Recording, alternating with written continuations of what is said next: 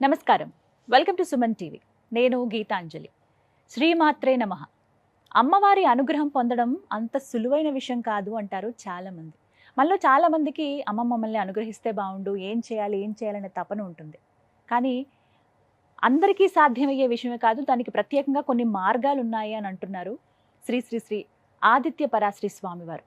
వారు ప్రత్యేకంగా 12 సంవత్సరాల పాటు సుదీర్ఘంగా తపస్సును ఆచరించి అమ్మవారి అనుగ్రహం పొంది ఒక ఆశ్రమాన్ని ఇలా స్థాపించారు. అలాగే ఎంతోమంది భక్తులకు అమ్మవారి గురించి చెబుతూ వాళ్లకున్నటువంటి సందేహాలను కూడా నివృత్తి చేస్తున్నారు. వారు ప్రస్తుతం మనతో పాటు స్టూడియోలో ఉన్నారు. వారితో మాట్లాడి మన సందేహాలను నివృత్తి చేసుకుందాం. అలాగే మరికొంతమంది యువకుల్ని కూడా ఇవాళ ఆహ్వానించాము. వారు తమకున్నటువంటి సందేహాలను అడిగి నివృత్తి చేసుకుంటామని వారు అడిగారు. ఇక ఆలస్యం చేయకుండా కార్యక్రమాన్ని ప్రారంభిద్దాము. గురువు గారితో మాట్లాడదాం. గురుగారు నమస్కారం అండి. నమస్తే. చాలా సంతోషం అండి మీరు మాకు సమయాన్ని కేటాయించినందుకు. అలాగే ఎన్నో సందేహాలు కూడా ఉన్నాయి. ప్రత్యేకించి అమ్మవారి గురించి తెలుసుకోవాలని అందులోనూ ఆసక్తి ఉంటుంది నాకు. అలాగే ఇక్కడున్న వీరందరికీ కూడా ఎన్నో సందేహాలు ఉన్నాయి, అవి నివృత్తి చేస్తారని కోరుకుంటూ ముందుగా నా ప్రశ్న, మీ గురించి విన్నప్పుడు అండి అసలు అంటే ఇంత చిన్న వయసులో ప్రత్యేకించి ఇంత దీక్ష సంపన్నులు అవ్వడం అనేది చాలా గొప్ప విషయం. అది అమ్మవారి అనుగ్రహం మీ పైన చాలా ఉందని అర్థమవుతుంది. ఆ విశేషాలు తెలియచేస్తారా? అమ్మవారి అనుగ్రహం అసలు ఎలా సిద్ధించింది? మీ తపస్సు కానీ మీ దీక్ష విషయాలు ప్రేక్షకులకు తెలియచేయండి. అంటే భక్తికి చిన్న పెద్ద తేడా లేదు. కరెక్ట్. మనకు ఆల్రెడీ ఈ విషయం అన్ని దానిలో అవగతం ఉంది. మాది ఏంటంటే అమ్మ ఒక చిన్న లో కాస్ట్ ఫ్యామిలీ, చాలా పేద కుటుంబం.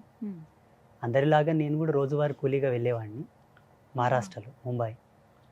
సో నా వరకు నేను పని చేస్తూ ఉంటే నా 16వ ఏట నాకు ఆధ్యాత్మిక చింతన కలిగింది. ఒక గురువు గారిని చూడడం వల్ల వారి ఆదర్శం మేరకు నాకు ఈ జ్ఞానం వచ్చింది. బై బర్త్ నుంచి స్పిరిచువల్ నాలెడ్జ్ ఉండే, అంటే అది ఎరుకలోకి రావడానికి 16వ ఏట వచ్చింది. 16వ సంవత్సరం. ఎవ్రీ పర్సన్కి సమ్ సెట్టింగ్ టైం ఉంటుంది. ఆ స్పెసిఫిక్ ఆఫ్ టైంలోనే ఆయన ఆదర్శవంతుడుగా మారడం జరుగుతూ ఉంటుంది డిఫరెంట్ ఆఫ్ ప్రొఫెషన్స్లో. నేను 16వ ఏట వచ్చినప్పుడు ఒక అద్భుతమైన ఎరుక వచ్చింది నాకు. అప్పుడు నేను పోల్చుకోలేకపోయాను ఇది ఇదేనా అని. ఒక గురువు గారిని ఆశ్రయించాను. వారు చెప్పారు, నీకు కలిగిన ఈ అనుభవం దైవీ చింతన, నీ జీవితం ఇది కాదు, నువ్వు ఇలా ఉండు. అది తెలుసుకోవచ్చా అండి? మీకు అనిపించింది ఏమిటి అంటే ఒక తాపసి తన యొక్క అనుభవాలను కొన్ని ధర్మాలకు కట్టుబడి చెప్పాల్సి ఉంటుంది. అంటే ఇప్పుడు ఇలా చెప్పడం ధర్మమే, ఇది పెద్ద ఇదేం కాదు. కాకపోతే ఏంటంటే అది గుప్త యోగ మర్మాలు అనమాట. వారు చెప్పిన మేరకు నేను ఇట్లా ఆధ్యాత్మిక అంటే కంప్లీట్గా ఇట్లా మారడానికి అవకాశం వచ్చింది. అలా గురువు గారిని వారిని ఎలా కలిశారు మీరు? నేను పనిచేస్తూ ఉన్నాను జనరల్గా. వారి యొక్క ఆశ్రమం ముందే మేము పనిచేస్తున్నాం, రోడ్డు పని. ఒకరోజు వారి పల్లకి సేవ ఉండింది, పొద్దుటి స్నానం పని చేసినాను. సాయంత్రం నా పని ముగించుకొని వారి దగ్గరికి వెళ్ళాను దర్శనం కోసం. నేను చెప్పాను, నాకు ఇట్లా అనుభవాలు వస్తున్నాయండి అని. వారు చెప్పారు దాని వివరణ మొత్తం. మా అమ్మ నాయన కూడా చెప్పారు, ఈ అబ్బాయితో మీరు పని చేయించకండి, ఈయన ఉండాల్సిన వే వేరు, ఈయన ఉండాల్సిన రూటు వేరు, ఈయనకు వస్తున్న దర్శనాలు సామాన్యులకు వచ్చేవి కావు, ఇది చాలా గొప్ప మహితాత్మమైనది. సో ఈయనతో మీరు పని చేయించుకుంటూ ఉంటే కూడా మీకు కొంచెం అరిష్టమే. ఆయన ఇంకో విధంగా చెప్పాడు, ఒక గోవును గడెం కొడితే ఎంత పాపమో ఈ అబ్బాయితో పని చేస్తే అంత పాపం, ఆయనను వదిలిపెట్టండి లోక కళ్యాణం కోసం అని చెప్పాడు. వారు చెప్పిన ఉత్తర క్షణమే మా అమ్మ నాన్న ఒప్పుకున్నారు, విడిచిపెట్టారు. ఇంకా ఎవరైతే నా అనుభవాలకు ఆజ్యం పోశారో వారి చేతనే మంత్రం తీసుకొని వారు అడిగారు నన్ను, నీకు ఏ దేవుడు అంటే ఇష్టము అంటే, నాకు అమ్మవారు అంటే ఇష్టం అండి, బై బర్త్ నుంచి నేను అమ్మవారు అంటే చాలా ఇష్టపడతాను, ఆమె పూజలు ఎక్కువ చేస్తుంటానని చెప్పారు. దేవీ నవారణ మంత్రం ఇచ్చారు, శక్తిపాతం చేశారు, అనుష్ఠాన పద్ధతి చెప్పారు.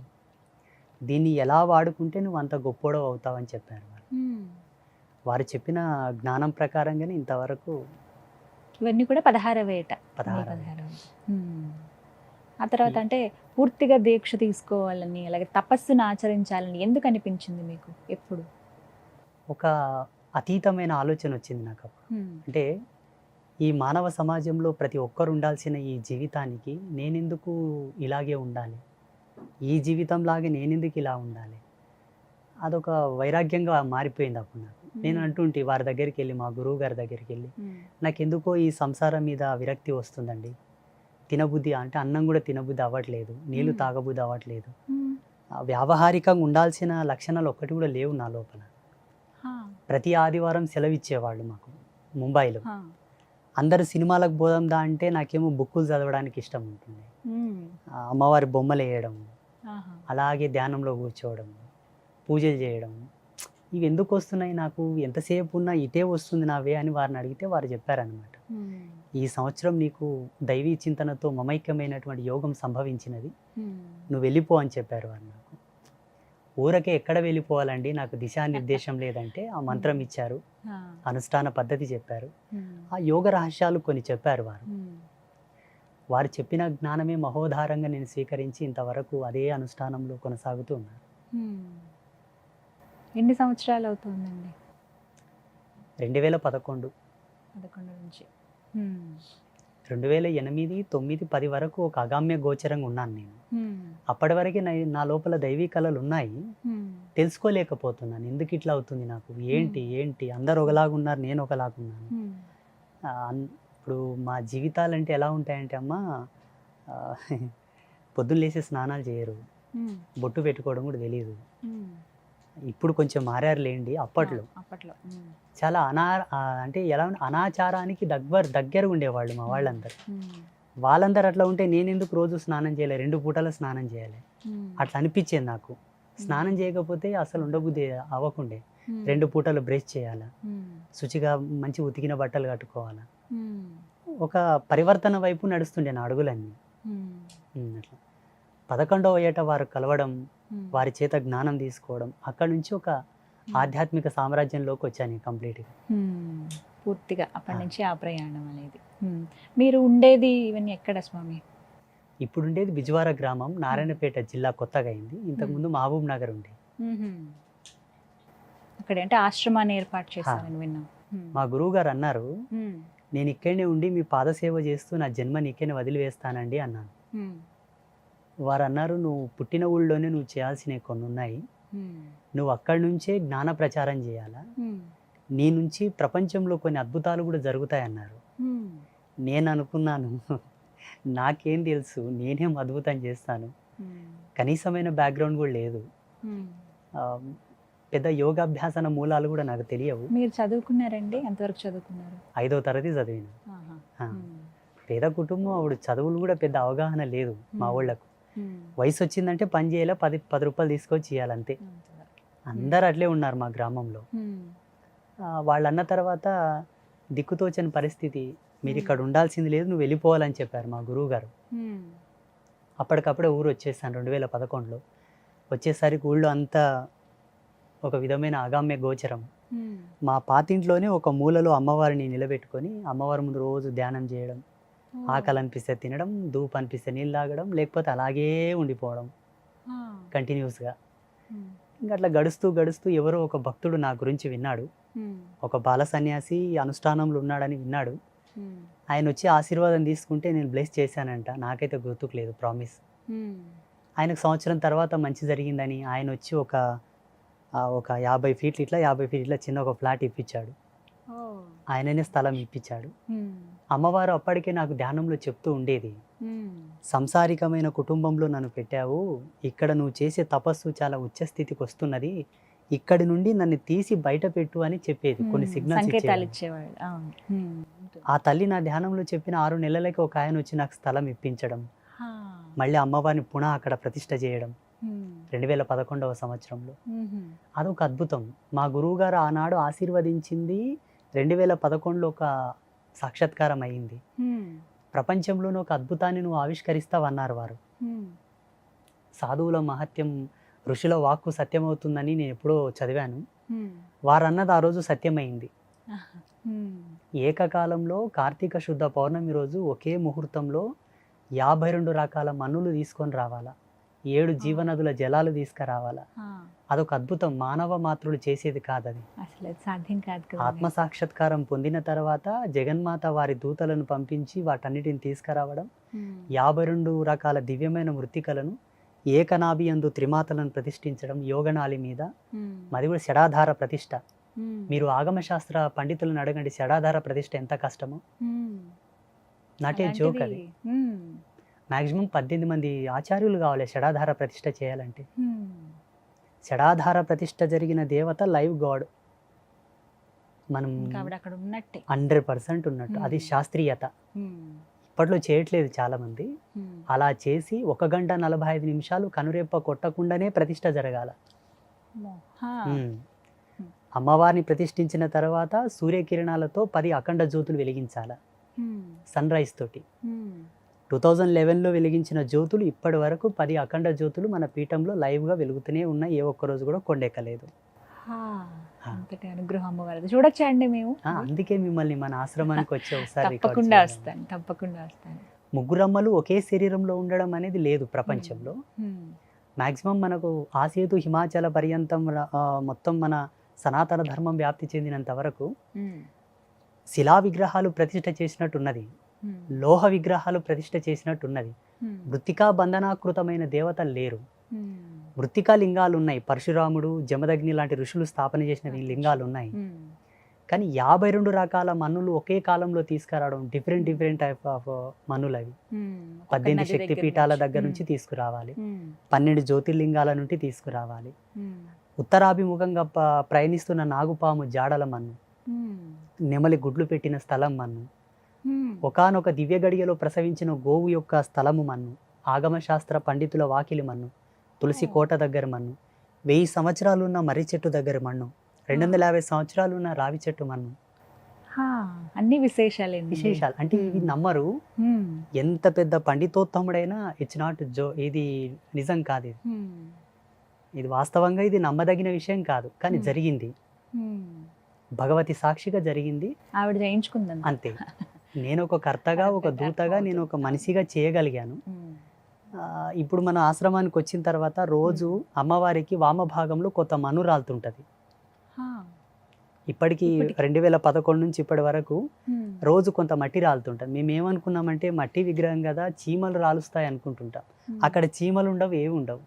కావాలంటే ఆ మట్టిని తీసుకొచ్చి ఇస్తాను, మనం టెస్ట్ కూడా చేసుకోవచ్చు ఎక్కడెక్కడ నుంచి మనం తీసుకొచ్చినామని. ఎవరికైనా సందేహం ఉంటే 1 గంట 45 నిమిషాలు కనురెప్ప కొట్టకుండా ఉండడం మానవులకు సాధ్యం కాదు. కళ్ళ నుంచి రక్తం వస్తుంది, మైండ్ బ్లాక్ అయిపోతుంది. బట్ ఆ జగన్మాత తన నేత్రోన్మల ఆ శక్తిని నా కళ్ళ యందు ప్రవేశింపజేసి తను నాలో ఉండి తనను ప్రతిష్ఠ చేయించుకున్నది అనుకుంటాను. నిజంగా అదృష్టవంతులండి. చాలా విన్నప్పుడే అనిపించింది ఖచ్చితంగా ఒకసారి ఈ రకంగా మాకు ఆ భాగ్యం దక్కింది మీతో మాట్లాడే అవకాశం. నా సందేహం ఇంకా చాలా ఉన్నాయండి, మాట్లాడతాను వాటి గురించి. అయితే మిమ్మల్ని మరికొన్ని సందేహాలు అడిగేందుకు ఇక్కడ కొంతమంది యంగర్ జనరేషన్ వాళ్ళనే తీసుకుని వచ్చాము. అందరూ పురుషులే ఉన్నారు ఇవాళ. సో వారితో మాట్లాడదాం. మీ సందేహాలు అడగండి ముందుగా. నమస్కారం గురుగారు, నా పేరు కీర్తన్ కుమార్.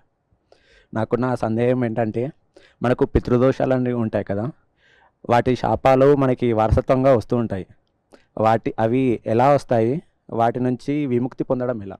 తప్పకుండా చాలా మంచి ప్రశ్న. ఇది ప్రజాలోకానికి చాలా అవసరం.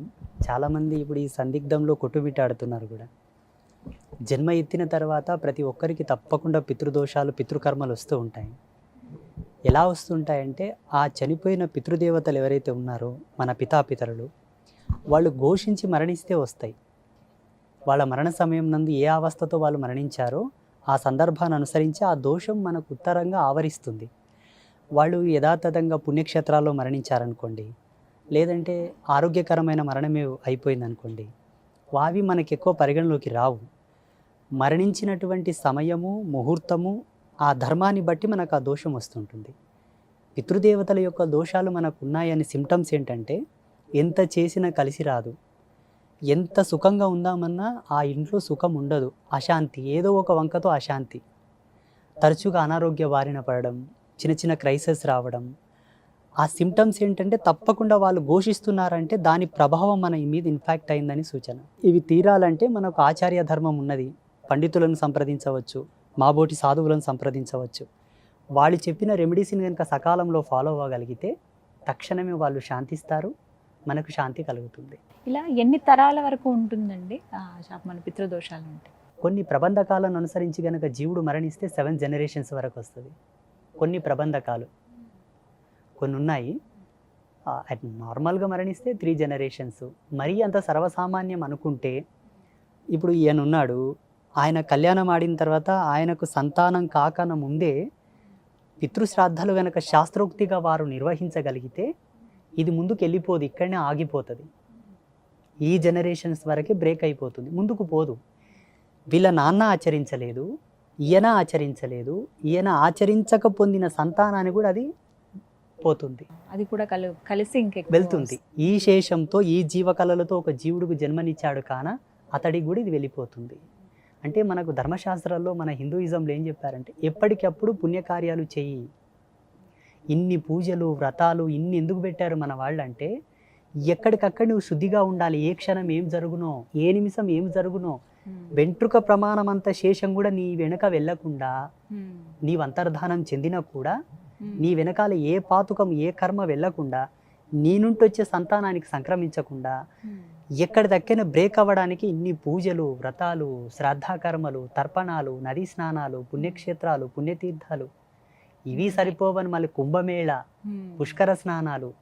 అబ్బా, ఇవన్నీ మన వాళ్ళు ఎందుకు గుజిగుచ్చారంటే మన ధర్మంలో అద్భుతం. ఇంతటి వైజ్ఞానికం ఇంతటి పరివర్తనం ఈ భూమి మీద వేరొకరు కాలేకపోలేదు, కారు కూడా. అనదర్ రిలీజియన్స్ ఉన్నాయి కదా, మన ధర్మం అంతా వికసితం, వాళ్ళు ఎన్నటికీ కాలేరు. అసలు వీళ్ళు ఇన్ని ఇచ్చారు, మనకేం బోరు కొడుతుంది. ఇప్పుడు సంవత్సరం పొడవున ఇన్ని పూజలు ఎందుకు పెట్టారా నాయన అని తల బాదుకుంటారు మన వాళ్ళు. అలేం పిచ్చెకి పెట్టలా, ఎప్పటికెప్పుడు జీవుడు పరివర్తనంగా ఉండి నిత్య నూతనంగా పరమాత్మలో ఐక్యం కావాలని పెట్టారు. మనమేం చేయడానికి ఓపడలేదు.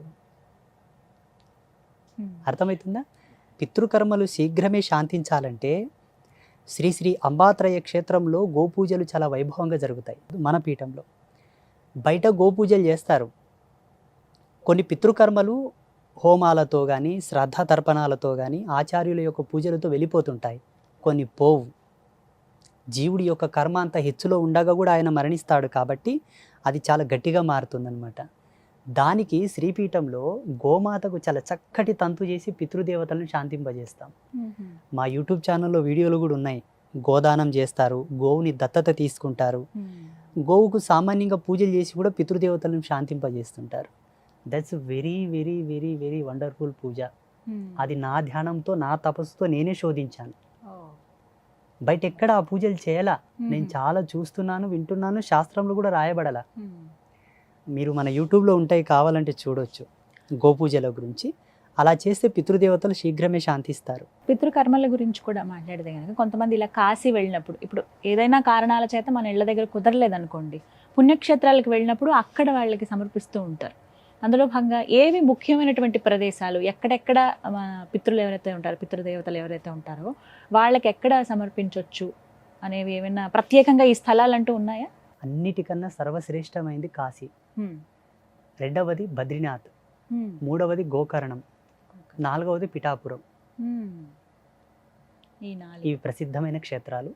ఐదవది గాన్గాపురం, బెస్ట్. శాస్త్రంలో ఏముంటుందంటే నదీ తటాకములు ఎక్కడ ఉన్నా అక్కడ మనం శ్రాద్ధ తర్మరాలు వదలవచ్చును. నదులు కానీ సముద్రాలు కానీ చిన్న సరస్సులు ఉన్నా అక్కడ పితృతర్పణాలు వదలవచ్చు, పిండ తర్పణాలు మనం చేయవచ్చు.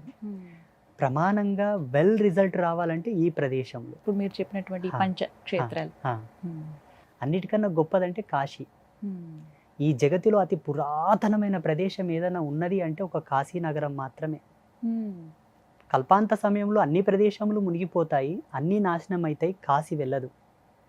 కాశీ మీన్స్ దేవనాగరి పదంలో పురాతనమైన ఓల్డ్ పాత. ఎంత పాత అంటే ఇంకా చెప్పనీకే రాదు, చాలా పాత. గురుగారు, నా పేరు వెంకటేష్. సందేహం ఏంటంటే మీరు తపస్సు చేశారు కదా, అఘోరాలు కనిపిస్తారు, వాళ్ళు ఎన్ని సంవత్సరాలు బ్రతుకుతారు?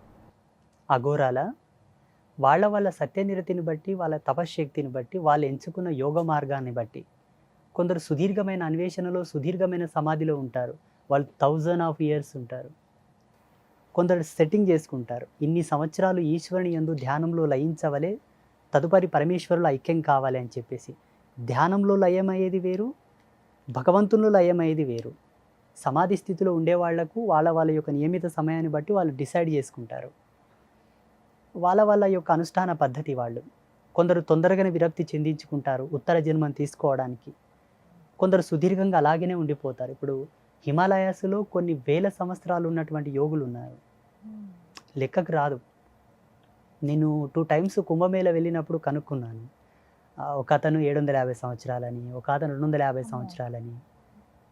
మనం నమ్మము, మన జ్ఞానానికి ఇవి అంతు చిక్కవు. నేను రిక్వెస్ట్ ఏం చేస్తానంటే మీతోటి ఇక్కడ ఉండే వాళ్ళతో కానీ ప్రేక్షకులకు కానీ, మానవుని జ్ఞానం దైవీ జ్ఞానంతో లింకు చేయవలదు. మానవుని అభిరుచులు వేరు, మానవుని డెవలప్మెంట్ వేరు, దైవ జ్ఞానం వేరు. దైవ జ్ఞానం మన జ్ఞానంతో పోల్చుకుంటే 1,000,000 రెట్లు పరివర్తనం చెందగలగాలి. అప్పుడు దైవ జ్ఞానానికి మన జ్ఞానానికి సంబంధం ఏర్పడుతుంది. అది ఎలా సాధ్యము అని మనం అనుకోకూడదు, అది సాధ్యమే. ఇప్పుడు వర్తమానంలో బ్రతుకుతున్న ఈ పంచభూత ఆవరణం లోపల తాబేలు వయస్సు పెద్దది, మన వయస్సు తక్కువ. అది ఎలా సాధ్యం? జీవించగలిగితే ఒక వ్యక్తి పద్ధతిగా, పరివర్తనంగా, ఆరోగ్యకరంగా బ్రతకగలిగితే 100 ఏళ్ళు బ్రతుకుతాం. లేదు, నా ఇష్టం వచ్చినట్టుగా నేను స్మోకింగ్ చేస్తాను, డ్రింకింగ్ చేస్తాను, శుచి శుభ్రతలు పాటించను, అడ్డం వచ్చిన వల్ల తింటానంటే 30 ఏళ్ళకే పోవచ్చు. సౌలు యొక్క పర్పస్ ఏంటంటే దీన్ని గనక మనం డెవలప్ చేసుకుంటూ వెళ్తే లక్షల సంవత్సరాలు జనరేట్ అవుతుంది. అది దీని పర్పస్. అది మనకు గీతలో భగవంతుడు చెప్పాడు కదా, దీనికి నాశనం లేదని. దీనికి నాశనం ఉంది. దీంతో లయం చేయగలిగి మనం కనుక కనెక్ట్ చేయగలిగితే దీంతో పాటు ఇది కూడా డెవలప్ అవుతూ వెళ్తూ ఉంటుంది. అందుకే అన్ని సంవత్సరాలు జీవిస్తారండి. యోగులను 3 పద్ధతులతో పోల్చారు. ఒకటి తేనె, హనీ. 2 నెమలి పించం. ఈ జగతిలో నెమలి పించం, తేనె నాశనం అవ్వవు. ఎన్ని సంవత్సరాలన్నా దాన్ని మీరు ప్రిజర్వ్ చేయండి, అన్ని సంవత్సరాల వరకు ఉండిపోతాయి. అందుకే శ్రీకృష్ణ పరమాత్ముడు నెమలి పించాన్ని ధరించాడు. అస్కళిత బ్రహ్మచర్యమునకు చిరంజీవి తత్వానికి ప్రతీక. ఆ భగవంతుడు దానికి సూచన కాబట్టి ఆయన ధరించాడు దాన్ని. యోగులను కూడా దానితోనే పోలుస్తారు. అది యోగ రహస్యం, మీకు అర్థం కాదు. నమ్మాలి అంతే, మనసు పెట్టి నమ్మండి చాలు. అంటే అందరికీ సాధ్యం అవుతుందా? అందరికీ సాధ్యం అంటే అది ఆ పద్ధతిలో మీరు నడవగలిగితే.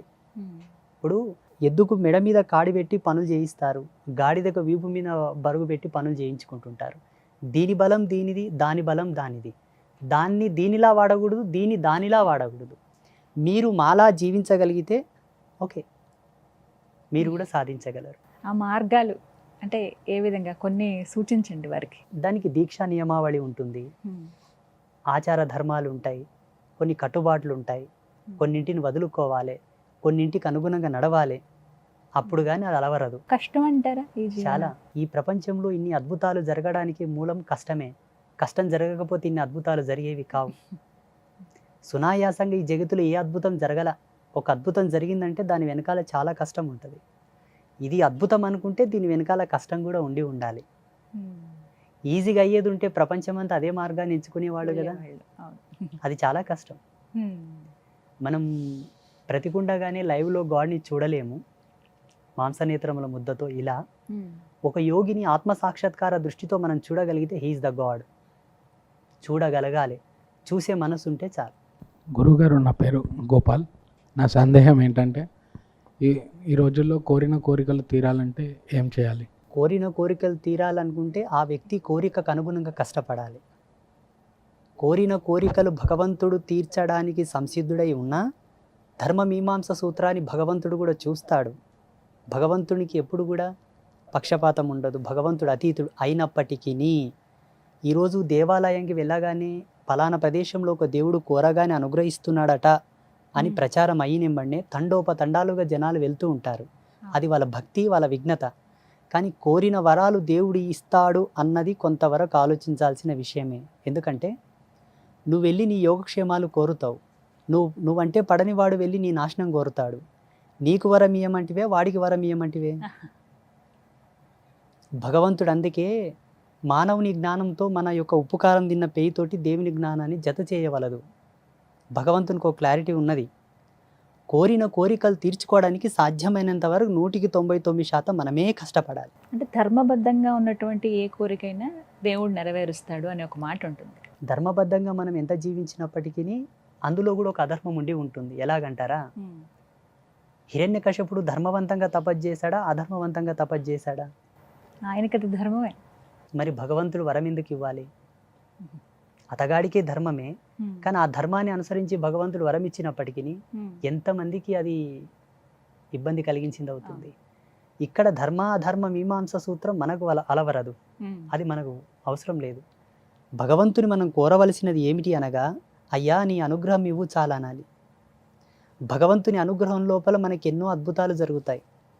మనం అనుకున్నది మనం కోరవద్దు. నా దగ్గరికి చాలామంది డాక్టర్స్ వస్తుంటారు, గురూజీ నేను ఒక పెద్ద హాస్పిటల్ కట్టాను, అది మంచిగా నడిచేటట్టుగా బ్లెస్ చేయండి అంటాడు. ఇప్పుడు వాస్తవంగా మేము మంచి తాపసులమైతే శుభం భవతు అంటాం. మా వాక్కు సత్యమై ఫలిస్తే ఆయన హాస్పిటల్ రోజుకో 1,00,000 మందితో జనరేట్ అవ్వాలి. ఆయన హాస్పిటల్ మంచిగా నడవాలంటే ఇంక అందరికీ రోగాలు రావాలి, కాళ్ళు ఇరగాలి, చేతులు ఇరగాలి, ఇంకేదో కావాలి. అశుభం జరగాలి. అర్థమవుతుందా? అందుకే కోరిన కోరికలు మనమే తీర్చుకోవాలి. భగవత్ కృప ఎక్కడికి వెళ్ళదు, భగవంతుని కృప ఉందని ఈరోజు మీరు 6 అమ్మగారు మనం కలిసి ఇక్కడ కూర్చున్నాం. నిన్ననే మనం ఎవరిలో ఒకరం ఇదైపోయింటే అయిపోయేదిగా. ఈశ్వర ప్రసన్నత ఉంది కాబట్టి ఇక్కడ కలిసాం మనం అందరం. నేనేమంటాను, చాలామంది భక్తులకు ఒకటే చెప్తున్నాను, పొద్దున లేచి పొద్దుముఖం చూస్తున్నామంటే అది గాడ్ గిఫ్ట్. మన చేతితో మనం తిని మనకు మనం మంచిగా ఫ్రెష్ అవుతున్నామంటే గాడ్ గిఫ్ట్. దేవుడు ఏదో వరాలు ఇస్తాడు అంటే డబ్బో హోదానో కారో బంగ్లానో ఇస్తాడు అనుకోవడం అవివేకం. అది మనం నిర్మాణం చేసుకున్నది, ఇప్పుడు నిర్మాణం అయింది. ఈ జనరేషన్లో ఒక బెంజ్ కారు, ఒక మంచి ఫోన్, ఒక డ్రెస్సు, ఇటువంటివి ఇప్పుడు. కానీ భూమి పుట్టినప్పటి నుంచే దేవుని పూజలు ఉన్నాయి. అప్పుడు కార్లు లేవు కదా, అప్పుడు డబ్బులు లేవు కదా, మళ్ళీ అప్పుడు ఎందుకొరకు పూజలు చేశారు వాళ్ళు? ఋషుల కాలంలో కూడా పూజలు చేశారు కదా, వాళ్ళు ఎందుకు పూజలు చేశారు? ఇప్పుడు సోకాడు మన అవసరాలు ఎప్పుడు ఉన్నాయి, అప్పుడు ఎందుకు పూజలు చేశారంటే మానవుడికి భక్తి ఎంతో అవసరం. ఈ జన్మకు పరిపూర్ణతను ప్రసాదించేదే పూజ. శరీరానికి అలంకారాలు ఉన్నాయి, శరీరానికి పరివర్తనములు ఉన్నాయి. మంచి మేకప్ చేసుకోవచ్చు, ఇష్టం వచ్చినట్ల గడ్డం గీసుకోవచ్చు, హెయిర్ స్టైల్ చేసుకోవచ్చు, ఇష్టం వచ్చినట్ల అలంకారం చేసుకోవచ్చు. ఆత్మకు పరివర్తనం లేదు కదా. ఆత్మకు పరివర్తన చెందసే పూజ. టోటలీ సౌల్ పర్పస్ అనమాట పూజాస్ అని కూడా. ఇవి చేసే కోణంలో మన అవసరాలు కూడా తీరుతూ ఉంటాయి, దేవుళ్ళు అనుగ్రహిస్తారు, మన కష్టాలు తీరుస్తారు, మన కోరుకునేవి కూడా దక్కుతాయి. బట్ ఏంటంటే over expectation is not a right. అధిక మోతాదులో దాన్నే ఫోకస్ చేస్తూ పూజలు చేయడం వలన సైడ్ ఎఫెక్ట్ వస్తుంది, రియాక్ట్ అవుతుంది. ఇంకా అర్థమవుతుందా? సాధ్యమైనంత వరకు ప్రతి ఒక్కరూ కళలు కనండి, కళలను సాకారం చేసుకోవడానికి కష్టపడండి, భగవంతుని కూడా నమస్కారం చేయండి. దేవుడికే వదిలేసి అయ్యో తీర్చలేదని మళ్ళీ ఆ దేవుని నిందించడం ధర్మం కాదు. అలా చాలా వరకు చూస్తూ ఉంటాం. ఉన్నాయి ఇప్పుడున్నటువంటి భక్తి ప్రపంచంలో, ఇప్పుడున్నటువంటి భవసాగరంలో ఇది ఒక పెద్ద తలకాయ నొప్పిగా మారిపోయినది. పెద్ద పెద్ద దేవుళ్ళని నిందించడం మొదలు పెడుతున్నారు ఇప్పుడు.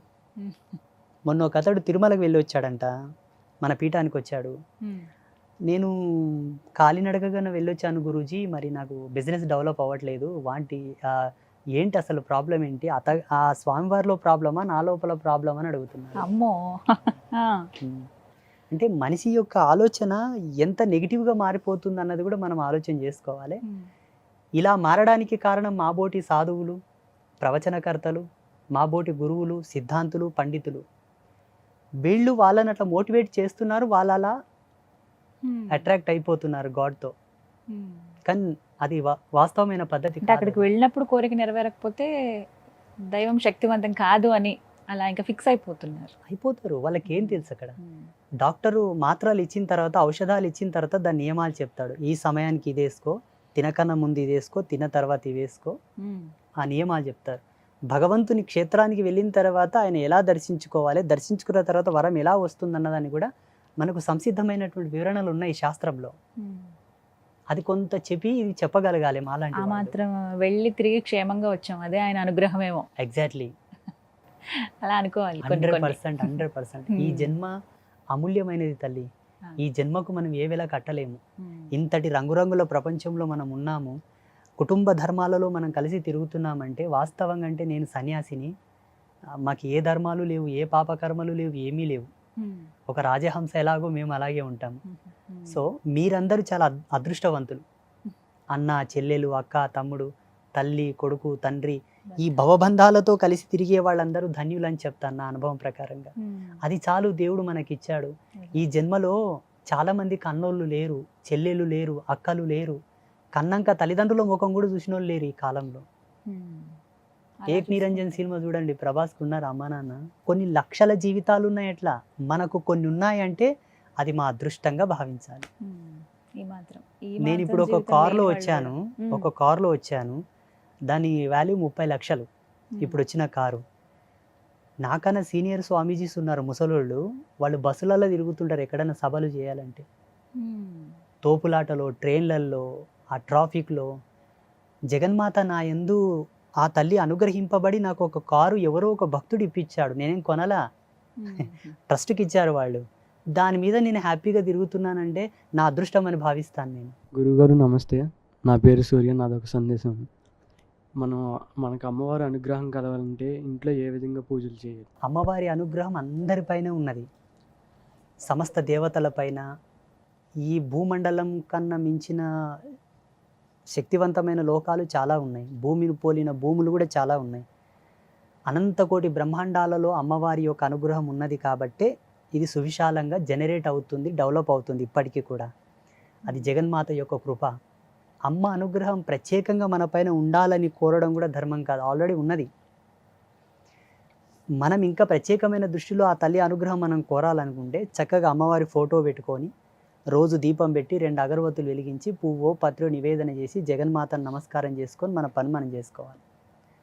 ప్రత్యేకమైన అనుష్ఠాన పద్ధతిలో, ఉపాసన పద్ధతితో, సాధన పద్ధతితో నువ్వు ఏదైనా వరాలు కోవాలనుకుంటే దానికి గురుముఖతంగా నువ్వు ఏదైనా మంత్రం తీసుకొని దాని పద్ధతులతో నువ్వు ఉపాసన చేస్తే అమ్మవారు అనుగ్రహిస్తుంది, వరాలు ఇస్తుంది. అమ్మవారికి ఇష్టమైన పద్ధతి ఒకటే. స్త్రీ అయినా పురుషుడైనా అమ్మతనముతో ఆడిన వారికి అమ్మ అనుగ్రహం ఇవ్వదు. అమ్మతనాన్ని, మాతృత్వాన్ని గౌరవించే పురుషుడికి తొందరగా వశమవుతుంది. మాతృత్వాన్ని గౌరవ భావంతో నడిపించిన మహిళకు తొందరగా ఆమె ప్రసన్నమవుతుంది, ఆవాహనం అవుతుంది, పలుకుతుంది, మాట్లాడుతుంది. అమ్మతనాన్ని దుర్వినియోగపరుచుకున్న స్త్రీకి ఆమె వశమవ్వదు, అనుగ్రహించదు, ఇంకా అష్ట కష్టాల పాలు చేస్తుంది. పురుషుడైనను మాతృత్వాన్ని దుర్దృష్టితో కనుక చూస్తే ఆయనను అనుగ్రహించక ఇంకా శిక్షల పాలు చేస్తుంది, ఆయనకు చాలా కఠినమైన శిక్షలు విధిస్తుంది. అదొక్కటి మన నియమం పెట్టుకుంటే చాలు. మద్యమాంసాదులు సేవించే కోణం లోపల కొంతమందికి వంశాచారం ఉంటుంది, కులాచారం ఉంటుంది, పెద్దల పద్ధతులు ఉంటాయి. అలా వ్యక్తిగతమైన విషయం, అది మేము చెప్పాల్సిన అవసరం లేదు. సాధుత్వ ధర్మం ప్రకారంగా, సత్య సనాతన ధర్మం ప్రకారంగా, వేదాంత ధర్మం ప్రకారంగా మాంసభక్షణ నిషిద్ధం. అది ఎన్నటికైనా పాపమే. మద్యపాన సేవనం కూడా ఎన్నటికైనా పాపమే. మా ధర్మం ఏంటంటే తినకండి, తాగకండి అని చెప్తాము. తింటారా తాగరా వాళ్ళ వ్యక్తిగతమైన విషయం అది. అమ్మవారికి అవి రెండు కూడా నచ్చవు. మద్యం సేవించిన, మాంసభక్షణ చేసిన, కులధర్మ పత్నిని కాదని అన్య స్త్రీలతో సంగమించినా కూడా అమ్మకు ఇష్టం ఉండదు. నీవెన్ని తపస్సులు చేసినా నాశనం కాక తప్పదు, అనుగ్రహం రాదు. ఒక దేవీ భక్తుడిగా, జగదంబ పాదదాసుడిగా, అమ్మగా నేను చెబుతున్నాను. అమ్మ ప్రసన్నం కోరాలంటే ఈ త్రివిధమైన మకారములను వదిలివేయాలి. మద్యము, మాంసము, మగవా సాంగత్యం. నువ్వు ఫోటో లేకున్నా దీపం లోపలికి కూడా అమ్మవారిని ఆవాహన చేసుకొని మాట్లాడవచ్చు, ఈ నియమాలు ఉంటే. ఈ విధంగా తాంత్రికంగా అయినా, వైదికంగా అయినా, అవైదికంగానైనా, ఏ పద్ధతిలోనైనా సరే మనకు ఎన్నో మార్గాలు ఉన్నాయి. మన హిందూ ధర్మం లోపల వైదికంగా, అవైదికంగా, తాంత్రికంగా చాలా మార్గాలు ఉన్నాయి. ఏ మార్గంలోనైనా అమ్మ ఇష్టపడేది ఈ మూడింటిని.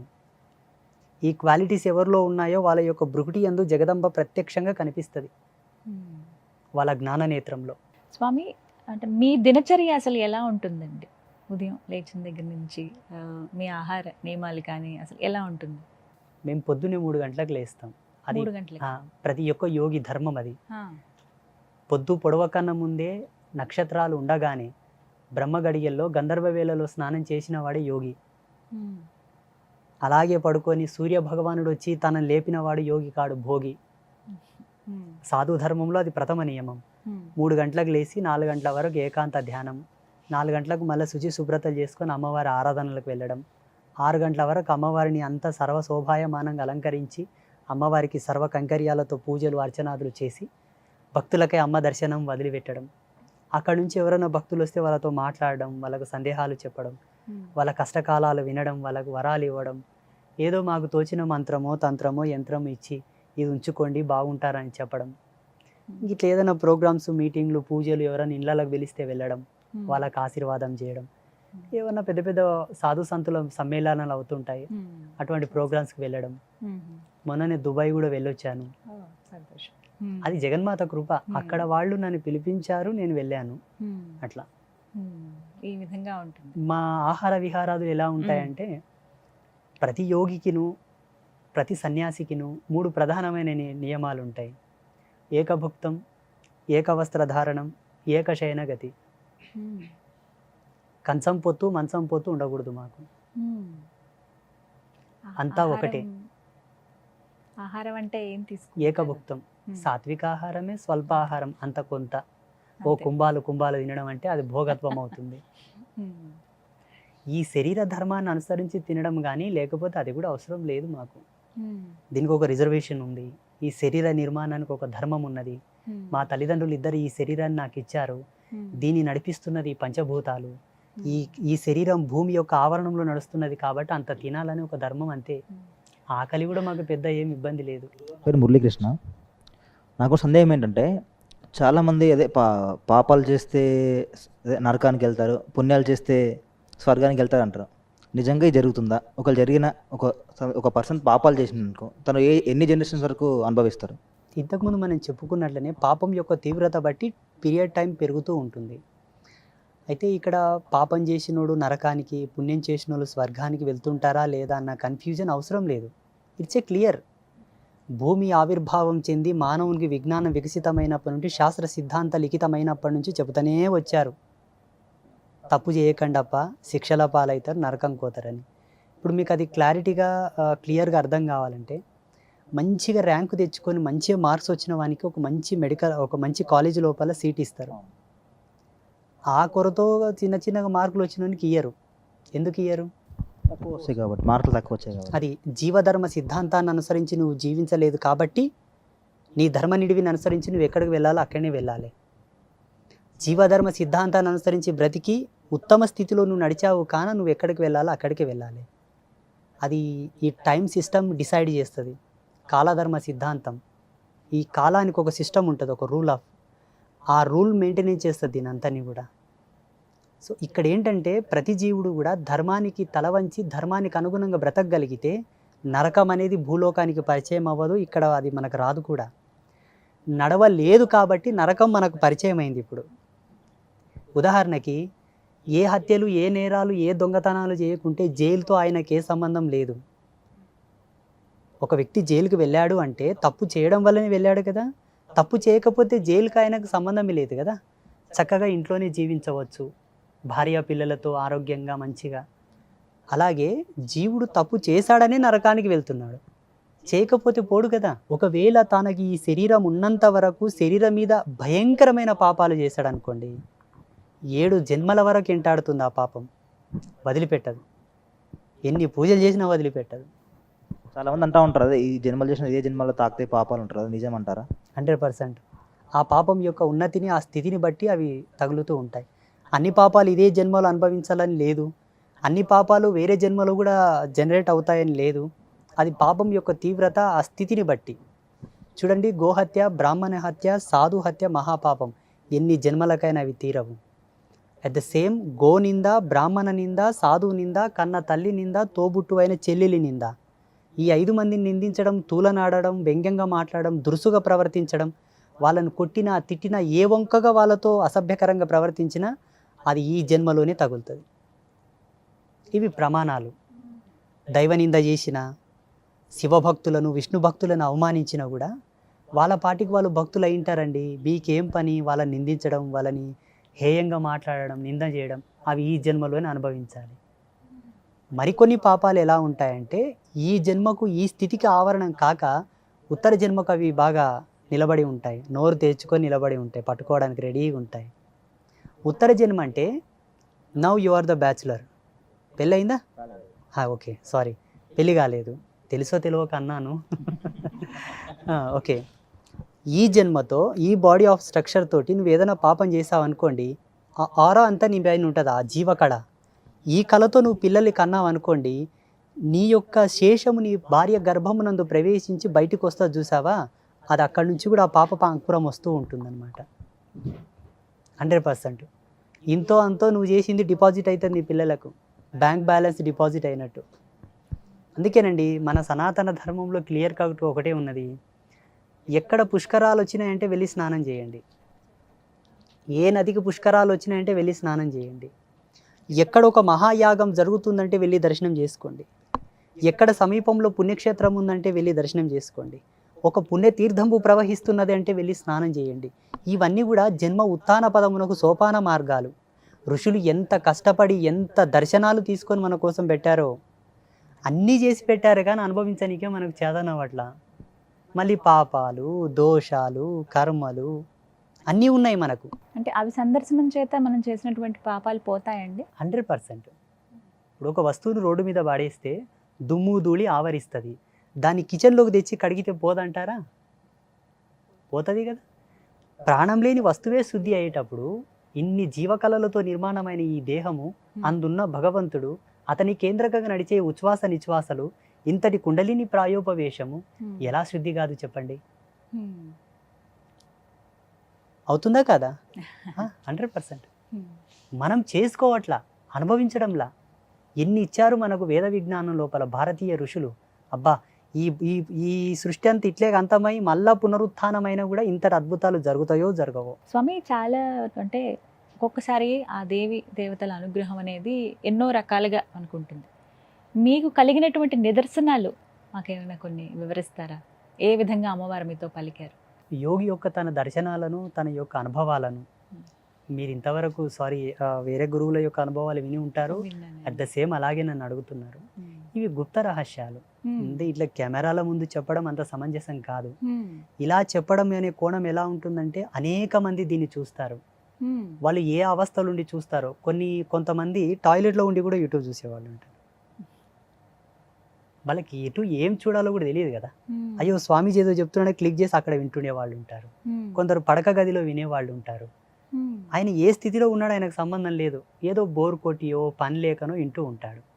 మీరు అడిగిన ప్రశ్న, ఇది అనితర సాధ్యమైనటువంటి యోగ మర్మం. ఇది చాలా మార్మికమైనది. అమ్మవారు నాకు ఇచ్చినటువంటి దర్శనం అనుకోండి, నాకు వచ్చిన అనుభవాలు అనుకోండి. ఇలా కాకుండా దాన్ని తెలుసుకోవాలని ఉత్సుకు ఎవరికైనా ఉంటే ఒక పద్ధతిగా అట్లా అడిగితే చెప్పవచ్చు. మాకేముంటుందామంటే మా సాధు ధర్మం లోపల తన అనుభవాలను యోగ్యుడైన శిష్యుడికే ధారబోయాలని ఉన్నది. తన యొక్క అనుష్ఠాన సంబంధితమైనటువంటి వ్యక్తికి కానీ, తన యొక్క మత పరంపరకు సంబంధించిన వ్యక్తి కానీ, తన యొక్క పీఠ పరంపరకు సంబంధించిన వ్యక్తి కానీ, తన చేత శిష్యరికం పొందిన వాడికి కానీ ధారబోయాలి తన అనుభవాలు. అయోగ్యంగా దేన్నే గనక ఇస్తే ఆ పాపం మాకు తగులుతుందని మా నియమం. ఏమనుకోకండి. అయ్యో పర్వాలేదండి, నొప్పిస్తే క్షమించండి. అమ్మవారు జగన్మాత నా యందు ప్రత్యక్షమైనదా కాదా అని మీకు అనుమానం మొత్తం సంపూర్ణం కావాలనుకుంటే, నివృత్తి కావాలనుకుంటే, అంబాత్రయ క్షేత్రం అనే పేరు ఈ జగతిలో ఎక్కడ లేదు. అంబాత్రయ క్షేత్రం అనేది శాస్త్రీయమైనదా అశాస్త్రీయమైనదా మీరు సిద్ధాంతులను అడగండి, ఎవరినన్నా సాంఖ్యశాస్త్ర నిపుణులను అడగండి, జ్యోతిషులను అడగండి. వేద విజ్ఞానం తెలిసిన వాళ్ళు అంబాత్రయ క్షేత్రం మీద ఎంత గొప్ప నిర్వచనం ఇస్తారో. ఆ పేరుని ఏ గ్రంథంలో కానీ ఏ గ్రాంధికంలో కానీ మేము చూడలేదు. ఆ జగన్మాతను అడిగితే ఈ రోజు అడిగాం, మరుసటి రోజు అమ్మ ముందు ఆ పేరు వచ్చింది, ఆ పేరు లిఖితం చేసి ప్రాణప్రతిష్ఠ చేసి పట్టాభిషేకం చేశాం. ఆ క్షేత్రంలో పేరు కానీ, అక్కడ స్థాపితమైన అమ్మవార్లు కానీ, అక్కడ ఒక రుద్రశూలం ఉంటుందమ్మా, చాలా అద్భుతం అది. ఆ రుద్రశూలం కానీ, 7 జీవనదుల జలాలతో ప్రాణప్రతిష్ఠ చేయబడ్డ కోనేరు, కూర్మాకారపు కోనేరు, మన పీఠంలో గోమాత కళ్యాణం చేస్తాం ప్రతి సంవత్సరం, అదొక అద్భుతం. అంబాత్రయ క్షేత్రంలో ప్రతిదీ అద్భుతమే. అక్కడ 3 అమ్మలు 3 కలర్లతో ఉంటారు, black, yellow, red. Mahakali, Mahalakshmi, Mahasaraswati. ఈ 3 అమ్మల్లాగానే అక్కడ ఒక కుక్క ప్రసవించిన 3 కలర్లతో పుడతాయి, ఒక గోవు ప్రసవించిన 3 కలర్లతో పుడతాయి, ఒక పిల్లి ప్రసవించిన 3 కలర్లతో పుడతాయి. జగన్మాత నేను ఇక్కడ ప్రత్యక్షంగా ఉన్నానని ఆ జీవరాశుల మీద ఆవరణమై చూపిస్తూ ఉన్నది. అది మాకు ప్రత్యక్షమైనటువంటి దర్శనం. చాలా సంతోషం. మీరు ఈ మాట చెప్తున్న కొద్దీ ఇంకా చూడాలి, ఒకసారి రావాలి సత్యానికి అని అనిపిస్తోంది. ఖచ్చితంగా వస్తాము, వచ్చి ప్రేక్షకులు కూడా తెలియచేయాలి, చాలా మందికి తెలియాలి కూడా. చాలా సంతోషం. మిమ్మల్ని నొప్పిస్తే క్షమించండి ఆ ప్రశ్న అయ్యో అడిగి. అట్లేం లేదమ్మా. హ్మ్. చెప్పొచ్చు. అమ్మ ఆత్మదర్శనం ఎలా కలిగిందంటే 1 సంవత్సరం పాటు నేను హ్మ్. నిరాహార యోగంలో ఉన్నాను. ఆహా. అది ఎలా ఉన్నానో ఇప్పుడు ఊహించుకుంటే దడబుడుతుంది. సంవత్సరం. సంవత్సరం హ్మ్. దడబుట్టేస్తుంది ఇప్పుడు ఊహించుకుంటే. హ్మ్. మీరు ఇప్పుడు కొన్ని నీళ్ళు ఇచ్చారు, తాగాను. Hmm. అంతకుముందు ఒక కప్పు టీ తాగాను. ఆ. అప్పుడు ఎలా ఉన్నాను అంటే అదొక విధమైనటువంటి కసిలేంటి. హ్మ్. ఇప్పుడు ఒక అమ్మాయి మీద వ్యామోహితుడై ఒక అమ్మాయి పిచ్చిలో ఉన్నవాడు ఏమి ఇచ్చినా పట్టించుకోడు. హ్మ్. సైకలాజికల్గా ఆయన అమ్మాయి మీద డిపెండ్ అయి ఉంటాడు కాబట్టి ప్రేమ. ఏమి ఇచ్చినా పట్టించుకోడు, ఎవరు ఏం మాట్లాడినా పట్టించుకోడు, తినడు, తాగడు, అలా ఏకాంతంగా ఉండడానికి ప్రయత్నం చేస్తుంటాడు. హ్మ్. ఆయన ఒక అమ్మాయి మీద సమ్మోహితుడైనట్లే నేను అమ్మవారి మీద సమ్మోహితుడనయ్యాను. హ్మ్. ఆ తల్లి మీద టోటల్ నా బాడీ, నా ఎనర్జీ, నా యొక్క థింకింగ్ అంతా కూడా ఆమె మీద విడిచిపెట్టాను కాబట్టి హ్మ్. ఆ మత్తులో ఉండగలిగానేమో అప్పుడు. హ్మ్. ఇప్పటికీ ఉంటాను, హ్మ్. పెద్ద విషయం కాదు. వ్యావహారికంగా ఉన్నాను కాబట్టి ఇప్పుడున్న ధర్మాన్ని అనుసరించి ఏదో అంత తీసుకుంటాను. ఉండాల్సి ఉంటుంది. అలా ఉన్నప్పుడు సరిగ్గా సంవత్సరానికి 365 రోజుల తర్వాత ఏ ముహూర్తానికైతే ధ్యానంలో ఉన్నానో సరిగ్గా అదే ముహూర్తానికి హ్మ్. ఒక అద్భుతమైన తేజస్సు నేను చూశాను. అదృష్టవంతులు. మ్మ్. ఆ తేజస్సుతో నేను సంభాషించిన సంభాషణలు లోక కళ్యాణ కారకములు. హ్మ్. నేనేం చేయాలో నాకు అవగతమైనది, హ్మ్. నేను ఎలా ఉండాలో నాకు అవగతమైనది. హ్మ్. ఆ వాక్కును అనుసరించి ఇప్పటి వరకు ఉన్నాను. నన్ను చాలా మంది అడుగుతారు, నువ్వు చీర కట్టుకున్నావని. హ్మ్. ఇది చీర కాదు, ఏకవస్త్రం, కుట్టని బట్ట, హ్మ్. మడిపంచనే. హ్మ్. జగన్మాత యొక్క దీక్ష నియమావళిని అనుసరించి కుంకుమ కలర్ పంచె కట్టాలి కాబట్టి అరుణకాంతి, హ్మ్. అరుణవర్ణం, ఎర్రవర్ణం. హ్మ్. నా అలంకారము, నా శిఖాబంధనము అంతా కూడా అమ్మ యొక్క ప్రసాదితం, అమ్మ యొక్క వాణి. హ్మ్. అమ్మ చెప్పినట్టుగానే మీరున్నారు. హ్మ్. అమ్మ చెప్పకపోయినా నాకు అనుభవాలు వచ్చినాయంటే కూడా భగవత్ ప్రసాదితమే అలాగే కదా. అవును. ఒక వ్యక్తికి ఒక ఆలోచన వచ్చిందంటే జ్ఞానం ఎందే ఉత్పన్నం అవ్వాలి. హ్మ్. దీనికి కేంద్రకం మహాసరస్వతి. ఆమె అనుగ్రహం ఉంటే తప్ప ఇది పనిచేయదు. హ్మ్. మెంటల్గా మనం డిస్టర్బ్ అవుతున్నామంటే ఆ సరస్వతి యొక్క అనుగ్రహం తగ్గినట్టు లెక్క. హ్మ్. సైకలాజికల్గా ఆయన పిచ్చి పిచ్చి చేష్టలు చేస్తున్నాడు అంటే తప్పకుండా సరస్వతి శక్తిపాతం చేసి ఆయన మంచిగా అవుతాడు. హ్మ్. శక్తిగా లేడు, దృఢంగా లేడు, అంగవైకల్యంతో ఉన్నాడంటే మహాకాళి శక్తిపాతం చేయాలి. హ్మ్. ధన సంపత్తులతో ఆయన కొంచెం ఇబ్బంది పడుతున్నాడంటే లక్ష్మీ శక్తిపాతం చేయాలి. హ్మ్. ఈ 3 సమృద్ధిగా మనకు అంబాత్రయ క్షేత్రంలో దొరుకుతాయి. హ్మ్. గురుగారు నమస్కారం. నా పేరు లక్ష్మీనారాయణ. నా చిన్నప్పటి నుంచి ఒక సందేహం ఉంది. ఆత్మ అంటే ఏంటి? ఆత్మలు ఎవరికి కనబడతాయి? ఆత్మలు అసలు ఉన్నాయా? ఆత్మ లేకపోతే మీరు నన్ను క్వశ్చన్ అడిగారు కదా. ఆత్మలు కనిపిస్తాయా లేదా అని? నువ్వు ఎవరికి కనబడుతున్నావు అంటే ఆత్మ కనబడుతున్నట్లే. ఎవరికి కనబడతాయని? నువ్వు కళ్ళు మూసుకో, ఏం కనిపిస్తుంది? కళ్ళు మూసుకో, కళ్ళు మూసుకో, ఏం కనిపించింది? బ్లాక్. Totally black. కళ్ళు తెరిచిన ఈ ప్రపంచం నువ్వు చూస్తున్నావు, నిన్ను ప్రపంచం చూస్తున్నదంటే ఆత్మదర్శనమే. ఆత్మ ఒక ఫోకస్గా కనిపించాలి, ఒక షాడో లాగా కనిపించాలి, ఒక లైట్ లాగా కనిపించాలనుకుంటే దానికి ధ్యానం ఉండాలి. ధ్యాన బలం, మంత్రబలం. కొందరు మంత్ర సాధన బాగా చేసి ఉన్న వాళ్లకు ఆత్మలు కనిపిస్తాయి. కొందరికి జన్మతః వాళ్ళ యొక్క పుట్టిన గడియను బట్టి, ఆ ఎత్తిన జన్మను బట్టి కొందరికి సౌల్స్ కనిపిస్తుంటాయి, ఆత్మలు కనిపిస్తుంటాయి. కుక్కలకు, పిల్లులకు రోజు కనిపిస్తాయి. దౌర్భాగ్యం ఏంటంటే అవి మాట్లాడలేవు, అరుస్తుంటాయి ఊక పిచ్చి పిచ్చిగా. మనం అర్థం చేసుకోవాలి వాటి అరుపులని. నీకు ఆత్మను చూడాలని ఉందా? చూడాలని ఉందా? ఒక సాధన ఉంటుంది అమ్మవారి, శ్మశానకాలి సాధన. యోగ్యుడైన గురువుని ఆశ్రయించి ఆ సాధన తీసుకున్నామంటే 61 రోజులు చేస్తే నీతోనికి వచ్చి మాట్లాడతాయి. మాట్లాడిన తర్వాత కంట్రోల్ కూడా చేయగలగాలి. మరి ఇప్పుడు నన్ను క్వశ్చన్ అడగనికనే తడబడుతున్నావు నువ్వు. ఆత్మ ఎంత భీకరంగా ఉంటుందో. అది ఆత్మలు కనబడతాయా, ఆత్మలు ఉన్నాయా నా క్వశ్చనే పిచ్చి క్వశ్చన్. ఆత్మ లేకపోతే మనం ఎక్కడి నుంచి ఉన్నాం ఇంతమందిని? ఆత్మ లేని వాళ్ళు కావాలనుకుంటే హాస్పిటల్లో మార్చరీకి వెళ్ళండి, శ్మశానాలకు వెళ్ళండి. కాశీలో మణికర్ణిక ఘాట్ దగ్గర ఉండి రోజుకి ఎంతోమంది వస్తారు. వాళ్ళలో ఆత్మ లేదు, మనలో ఉంది. ఉన్నవాళ్ళు, ఆత్మ ఉన్నవాళ్ళు ఆత్మ లేని వాళ్ళని చూస్తాం. ఆత్మ లేనివాడు ఎవరిని చూడడు. రుద్రాక్ష ధరిస్తారంటారు కదా, దానివల్ల లాభాలు ఏంటి గురుగారు? రుద్రాక్షలో ఉన్నటువంటి ఒక అద్భుతమైన శక్తి తరంగాలు ఏంటంటే, ఈ జగతిలో శివుడి యొక్క కేంద్రకంగా వచ్చే ఎనర్జీస్ అంతా కూడా రిసీవ్ చేసుకోవడానికి ఒకే ఐటమ్ ఉంది, అది రుద్రాక్ష.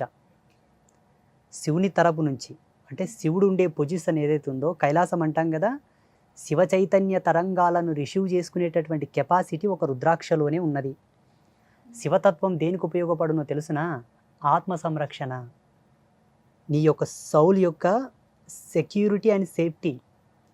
రుద్రాక్ష ధరించిన వాళ్లకు 100% హార్ట్ అటాకులు రావు. గుండె పేలిపోదు, గుండె బద్దలవ్వదు, గట్టిగా ఉంటుంది. సెకండ్ వచ్చేసి ఇప్పుడున్నటువంటి వైజ్ఞానిక మూలాలను అనుసరించి, టెక్నాలజీని అనుసరించి బీపీ కానీ, షుగర్ లెవెల్స్ కానీ, పల్స్ రేట్ కానీ కంట్రోల్లో ఉంటాయి. రెండవది ఆలోచన నియంత్రణను పొందుతాడు, మానసిక ప్రశాంతత, దేన్ని ఎలా వాడాలో అలా వాడుతాడు, దేన్ని ఎలా పరిగణించాలో అలా పరిగణిస్తాడు, తనను తాను నియంత్రించుకుంటాడు, సమాజాన్ని నియంత్రిస్తాడు. అందుకే రుద్రాక్ష సాక్షాత్తు శివస్వరూపం, శాంత స్వాభావికం అలవరుతుంది. ప్రతి ఒక్కరూ రుద్రాక్ష ధరించాలి. రుద్రాక్ష ధరించాలనుకున్న వాళ్ళు మద్యం సేవించకూడదు, మాంసభక్షణ చేయకూడదు. ఒకవేళ మూత్ర విసర్జన చేసినా నీళ్ళతో శిరప్రోక్షణ చేసుకోవాలి, మల విసర్జన చేస్తే స్నానం చేసుకోవాలి. ఎందుకోసం అంటే రుద్రాక్ష నీ శరీరం మీద ఉందనుకోండి, ప్యూర్ రుద్రాక్ష అది నీ శరీరమునందు ధరించిన తర్వాత, ఇప్పుడు ఈ సెకండ్లో ధరిస్తే 24 గంటల తర్వాత నీ యొక్క నాడీ కేంద్రకానికి దానికి ఒక కనెక్షన్ వస్తుంది, నీ శరీరంతో కనెక్ట్ అవుతుంది. అది నీ జీవ చైతన్య ఆరా సిస్టంతో అది ఏకమైపోతుంది, అది పనిచేయడం మొదలు పెడుతుంది. ఇటువంటి క్రియలకు పాల్పడ్డప్పుడు దాని నుంచి వచ్చేటటువంటి నెగిటివిటీకి, దీని నుంచి వచ్చేటటువంటి పాజిటివిటీకి రియాక్షన్ అయిపోతుంది, డీకంపోజ్ ఏర్పడుతుంది.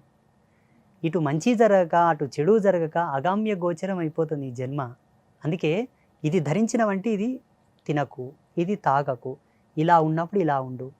అంత మంచిని పొందేటప్పుడు ఈ తుచ్చమైన వాటిని వదిలివేయడంలో సందేహం ఏమిటి చెప్పండి?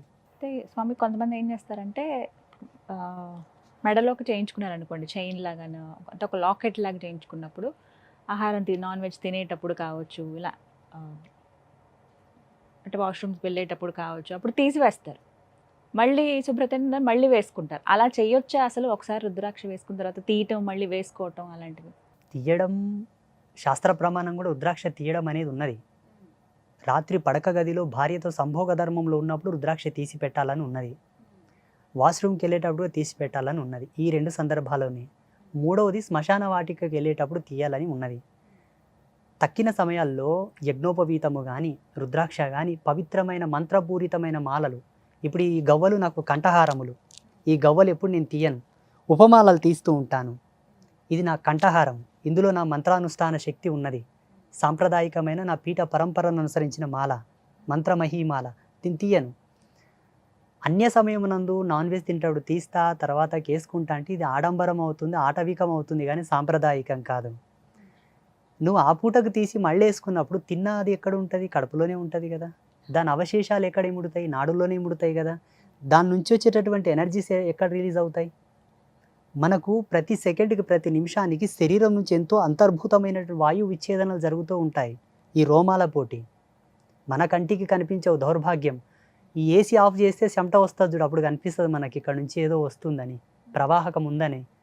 అట్లా వచ్చేటటువంటి ఎనర్జీకి ఈ రుద్రాక్ష నుంచి వచ్చే శక్తి తరంగానికి ఎదురవుతుంది, పడదు, పొంతన కుదరదు. అందుకే తినకూడదు. ఈ నియమాలు ఖచ్చితంగా పాటించాలి. 100% ఉండాలి. ఆహార నియమాలు పాటించాలి, రుద్రాక్ష కంపల్సరీ పాటించాలి. అట్ ద సేమ్ రిజల్ట్ తులసిమాల వల్ల కూడా వస్తుంది. తులసిమాల వల్ల కూడా సేమ్ రిజల్ట్, రుద్రాక్ష వల్ల కూడా సేమ్ రిజల్ట్. ఈ రెండింటికన్నా 1,000,000 రెట్లు రిజల్ట్ ఈ గవ్వ వల్ల వస్తుంది. దీనివల్ల ఇంకా అద్భుతమైన ఎనర్జీస్ రిలీజ్ అవుతాయి. అసలు మానవుడు తన మేధస్సుతో, తన యొక్క జ్ఞానంతో కొలవలేని ఎనర్జీస్ దీనివల్ల వస్తాయి. ఇది మా తపస్సులో నేను 6 నెలలు తపస్సు చేసి తెలుసుకున్నాను, ధరించాను. నిజంగా ఈ మధ్య చేతబడి అదే బ్లాక్ మ్యాజిక్ ఇలాంటివి అంటున్నారు, నిజంగా ఉన్నాయా? అది ఒక డిఫరెంట్ టైప్, బాణామతి, చొల్లంగి, ఏదో టైప్స్ ఆఫ్ చేతబడులు అంటున్నారు, నిజంగా ఉన్నాయా? 100% ఉంది. అంటే ఇలా ఇప్పుడు ఒక మనిషిని ఏమంటారు, ఏదో వసం చేసుకోవాలనుకుంటారు, ఇంకోటి మరుగు మందు ఇలాంటి టాపిక్స్ అంటారు, నిజంగా అవి వర్కౌట్ అవుతాయా? కెమికల్ రియాక్షన్ అది. ఇప్పుడు డాక్టర్లు కూడా వేరే ఏదైనా ఇయరాని డ్రగ్ మనకి ఇస్తే మనకు రియాక్షన్ అవుతలేదా? అట్ ద సేమ్ పసురులు ఉన్నాయి, చాలా ఉన్నాయి. మనిషిని ఆరోగ్యవంతంగా చేయొచ్చు, అనారోగ్యంగా చేయొచ్చు, మరణం కూడా చేయొచ్చు. ఇప్పుడు పుట్టినవి కాదు కదా, అనాది కాలంగా అప్పుడు పాతకాలం నుంచి వచ్చినవి ఇవి. ఇప్పుడు గోళీలు, మందులు ఇవి ఉన్నాయి ఈ వల్ల. అప్పుడు అవి లేవు, పసర్లతోనే ఏదైనా చేసేవాళ్ళు కదా.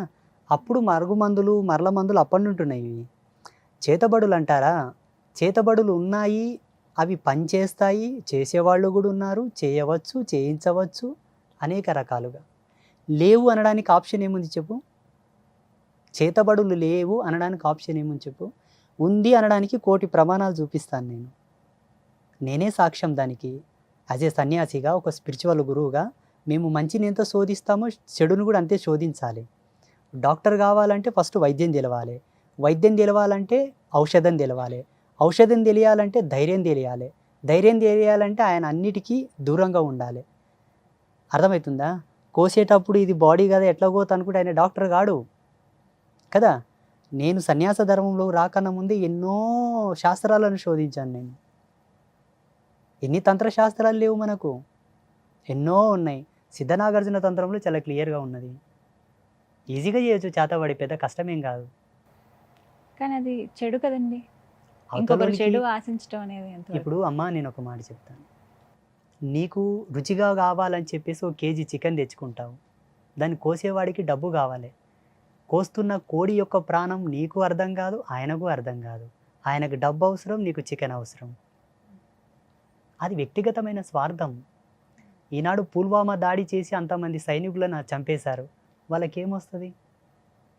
వాళ్ళకి తెలియదా వాళ్ళ మనసులని? అయ్యో ఎట్లా చంపుదామని వాళ్ళకి తెలియదా? కానీ జరిగింది. ఇది వ్యక్తిగతమైన స్వార్థం, వాళ్ళ యొక్క దురాభిప్రాయం, వాళ్ళ యొక్క దురాలోచన. చేసేవాళ్ళు చేస్తుంటారు, చేయించేవాళ్ళు చేయింపజేస్తుంటారు. బలయ్యే వాళ్ళకి నేనేం చెప్తానంటే, చేతబడి క్రియలకు గురి అయ్యే వాళ్ళకి నేనేం చెప్తానంటే, ఏ ఇంట్లో అయితే రోజు ఉదయ సంధ్యలో దీపం వెలిగిస్తారో, ఏ ఇంట్లో అయితే రోజు సాయం సంధ్యలో దీపం పెడతారో, ఏ ఇంటి యజమాని వారానికి ఒక్కసారి అమ్మవారిని దర్శనం చేసుకుంటాడో ఆ ఇంటికి చేతబడి ఎక్కదు. సంకేతాలు ఏమైనా తెలుస్తాయండి? సంకేతాలంటే చూడమ్మా, ఎన్ని ఔషధాలు వాడినా ప్రభావం చూపనప్పుడు, మెడిసినల్ ప్రభావం మన బాడీ మీద పడనప్పుడు, డాక్టర్లు కూడా గ్యారంటీ ఇవ్వనప్పుడు, మేము మా వరకు ప్రయత్నం చేస్తున్నామండి ఇంకా బాగా అవ్వట్లేదు అన్నారు అనుకోండి, సంథింగ్ ఈజ్ రాంగ్. కుటుంబంలో కొన్ని అనూహ్యమైన సంఘటనలు జరుగుతూ ఉంటాయి. అటువంటప్పుడు విజ్ఞానవంతులైనటువంటి గురువులను కలవాలి. విజ్ఞానవంతులు, శాస్త్ర అధ్యాయం మీద పట్టున్న వాళ్ళు, మంత్ర సామ్రాజ్యం మీద పట్టున్న వాళ్ళని కలవాలి. అయ్యా మాకు ఈ సంకేతాలు వస్తున్నాయి, ఇవి ఎందుకు సూచన?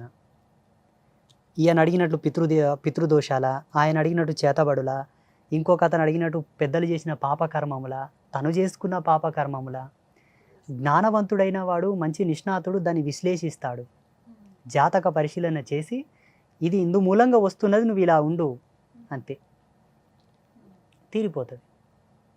ఇంకా లేదనుకో, అవతలి వాడు స్వార్థపరుడైతే నిన్ను వాడుకుంటాడు తప్పిస్తే నీ సమస్యను వాడుకోడు. అర్థమవుతుందా? ఇప్పుడు జరుగుతున్నది అదే. అలా జరగడం బట్టే ప్రతి ఒక్కరు ఇప్పుడు ప్రశ్నిస్తున్నారు మాలాంటి వాళ్ళని, ఏమీ లాభం అయ్యా మీ నుంచి సమాజంకి అంటున్నారు. డైరెక్ట్ లైవ్లో మమ్మల్ని, మీ నుండి ఏం లాభం సమాజంకి అంటున్నారు. మేము చెప్పడం బట్టే కదా ఈరోజు పుష్కరాలు వస్తున్నాయని మీకు తెలుస్తున్నది. మేము చెప్పడం బట్టే కదా ఈరోజు మీకు గడియారం ఉన్నది. మేము చెప్పబట్టే కదా ఈరోజు మీకు క్యాలెండర్ ఉన్నది. మేము చెప్పడం బట్టే కదా మీకు గ్రహణాలు తెలుస్తున్నాయి. ఒకవేళ మా వల్ల మీకు లాభం లేదనుకుంటే ప్రపంచంలో ఉన్న ఆస్ట్రోఫిజిక్స్ అంతా కూడా డిస్ట్రాయిడ్ చేయండి, నిత్య నూతనంగా ఒక క్యాలెండర్ ఆవిష్కరణ చేయండి, ఒక పంచాంగ రచన చేయండి, చేయండి చూద్దాం. మీకున్న మోడర్న్ సైన్స్ని అనుసరించి చేయండి. ఈరోజు పెద్ద పెద్ద యూనివర్సిటీలలో మన వేద విజ్ఞానాన్ని అనుసరించే రీసెర్చ్లు చేస్తున్నారు. ప్రపంచానికి ఒక సందేశం ఇస్తాను నేను. పాశ్చాత్యులు ఈ దేశం మీదకి రాకన్నా ముందు విదేశాలలో ఏ ఒక్క ఆవిష్కరణ జరిగిందా? విదేశీయులు ఈ దేశం మీదకి రాకన్నా ముందు విదేశాలలో ఒక్క ఆవిష్కరణ జరిగిందా? తిరగలి కూడా లేదా ఆ దేశాల్లో, పిండి రుబ్బుకునే తిరగలి కూడా లేదా ఆ దేశాల్లో, తెలుసా? ఈ దేశం మీదకి వచ్చి ఇక్కడున్న కళాఖండములను, ఇక్కడున్న ధర్మశాస్త్రాలను, వేద విజ్ఞానాన్ని తీసుకెళ్ళిన తర్వాత వాళ్ళు రీసెర్చ్ చేసుకొని అన్ని ఆవిష్కరణలు చేశారు. ఇక్కడెందుకు కాలేదు గురూజీ అంటే, ఇక్కడ దౌర్భాగ్యాలు చాలా ఉన్నాయి. 500 సంవత్సరాలు సుదీర్ఘంగా ఏడ్చినటువంటి మాలాంటి తాపసుల యొక్క ఆవేదనకు నిదర్శనంగా అయోధ్యలో రామాలయం కట్టించిన పుణ్యాత్మను ఓడగొట్టారు ఇప్పుడు ఉన్నటువంటి వాళ్ళు, ఇక్కడ ఉన్నోళ్ళు. ఇటువంటి దౌర్భాగ్యులు ఉన్నంత వరకు ఇక్కడ ఏ ఆవిష్కరణలు జరగవు, ఉన్నవే కూలగొట్టేస్తారు. ఇంకా అర్థమవుతుందా? అది సాధువుల వల్ల ఈ దేశానికి ఏ లాభం లేకపోవచ్చు, ఒక లాభం ఉన్నది. మానవుని పరివర్తనలోకి తీసుకొచ్చేది మేమే. నేను సన్యాసిని అయిన తర్వాత ఎంతోమందిని వ్యసన విముక్తుల్ని చేశాను, ఎంతోమందిని ఆల్కహాల్ నుంచి దూరం తీసుకొచ్చాను, ఎంతోమందిని ధర్మం వైపు నడిపిస్తున్నాను, జ్ఞానం వైపు నడిపిస్తున్నాను. నడవని వాళ్ళ పరిస్థితి ఏంటి? ఈరోజు మా పీఠానికి ఎంతోమంది వచ్చి అమ్మా, నన్ను చాలామంది అమ్మ అంటారు, అమ్మవారిలాగా అంటారు, స్వామీజీ కూడా అంటారు, గురూజీ కూడా అంటారు. మా ఆయన మద్యంకి బానిసై రోజు వచ్చి తాగి నన్ను కొట్లో కొడుతున్నాడు అంట. ఇప్పుడు ఎవరు బాగా చేయాలి ఆయనని? వైద్య రంగంలో మద్యం బంద్ చేయడానికి ఏ ఔషధాలు లేవు, ట్రీట్మెంట్ లేదు. మాకున్న స్పిరిచువల్ ఎనర్జీ నుంచే వాళ్ళని అవాయిడ్ చేసి బయటికి తీసుకొస్తాం. చాలామందిని తెచ్చాం. మాలాంటి వాళ్ళం ఉన్నాము కాబట్టి అక్కడక్కడ ఇంకొంతవరకు మంచిగా ఉందేమో అనుకుంటాను. తాయితులు సంథింగ్ అది కట్టుకుంటారు కదా, వాటి వల్ల ఏమన్నా ఎఫెక్ట్స్ ఏమన్నా ఉంటాయా? మొదట తాయిత్తు నిర్మాణం చేసే విజ్ఞానం ఉండాలి. ఏదో ఇప్పుడు ఏదో కట్టేస్తున్నారంటే నేనేం చేయలేను దానికి. తాయిత్తు నిర్మాణం వెనకాల మనకు మంచి క్లారిటీ ఉన్నది.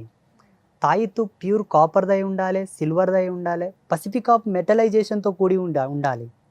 ధాతు శాస్త్రాన్ని అనుసరించి తాయిత్తు నిర్మాణం కావాలి. అందులో నిక్షిప్తం చేసే మంత్రం కరెక్ట్ ఉండాలి. మంత్రంతో పాటు దానికి ఒక పొటెన్షియల్ ఎనర్జీని ఇచ్చేటటువంటి ఔషధాలు వేయాలి, వేర్లు, కొన్ని మూలికలు, కొన్ని పసర్లు వేసి నిర్బంధనం చేసి దాన్ని అభిమంత్రం చేసి కడితే ఎక్సలెంట్గా పనిచేస్తుంది. ఎందుకు పనిచేయదు? అయ్యో, ప్రాణం లేని రాళ్ళే మనకు పనికొస్తున్నప్పుడు అదెందుకు పనిచేయదు? దాని నిర్మాణ శైలి తెలవాలి.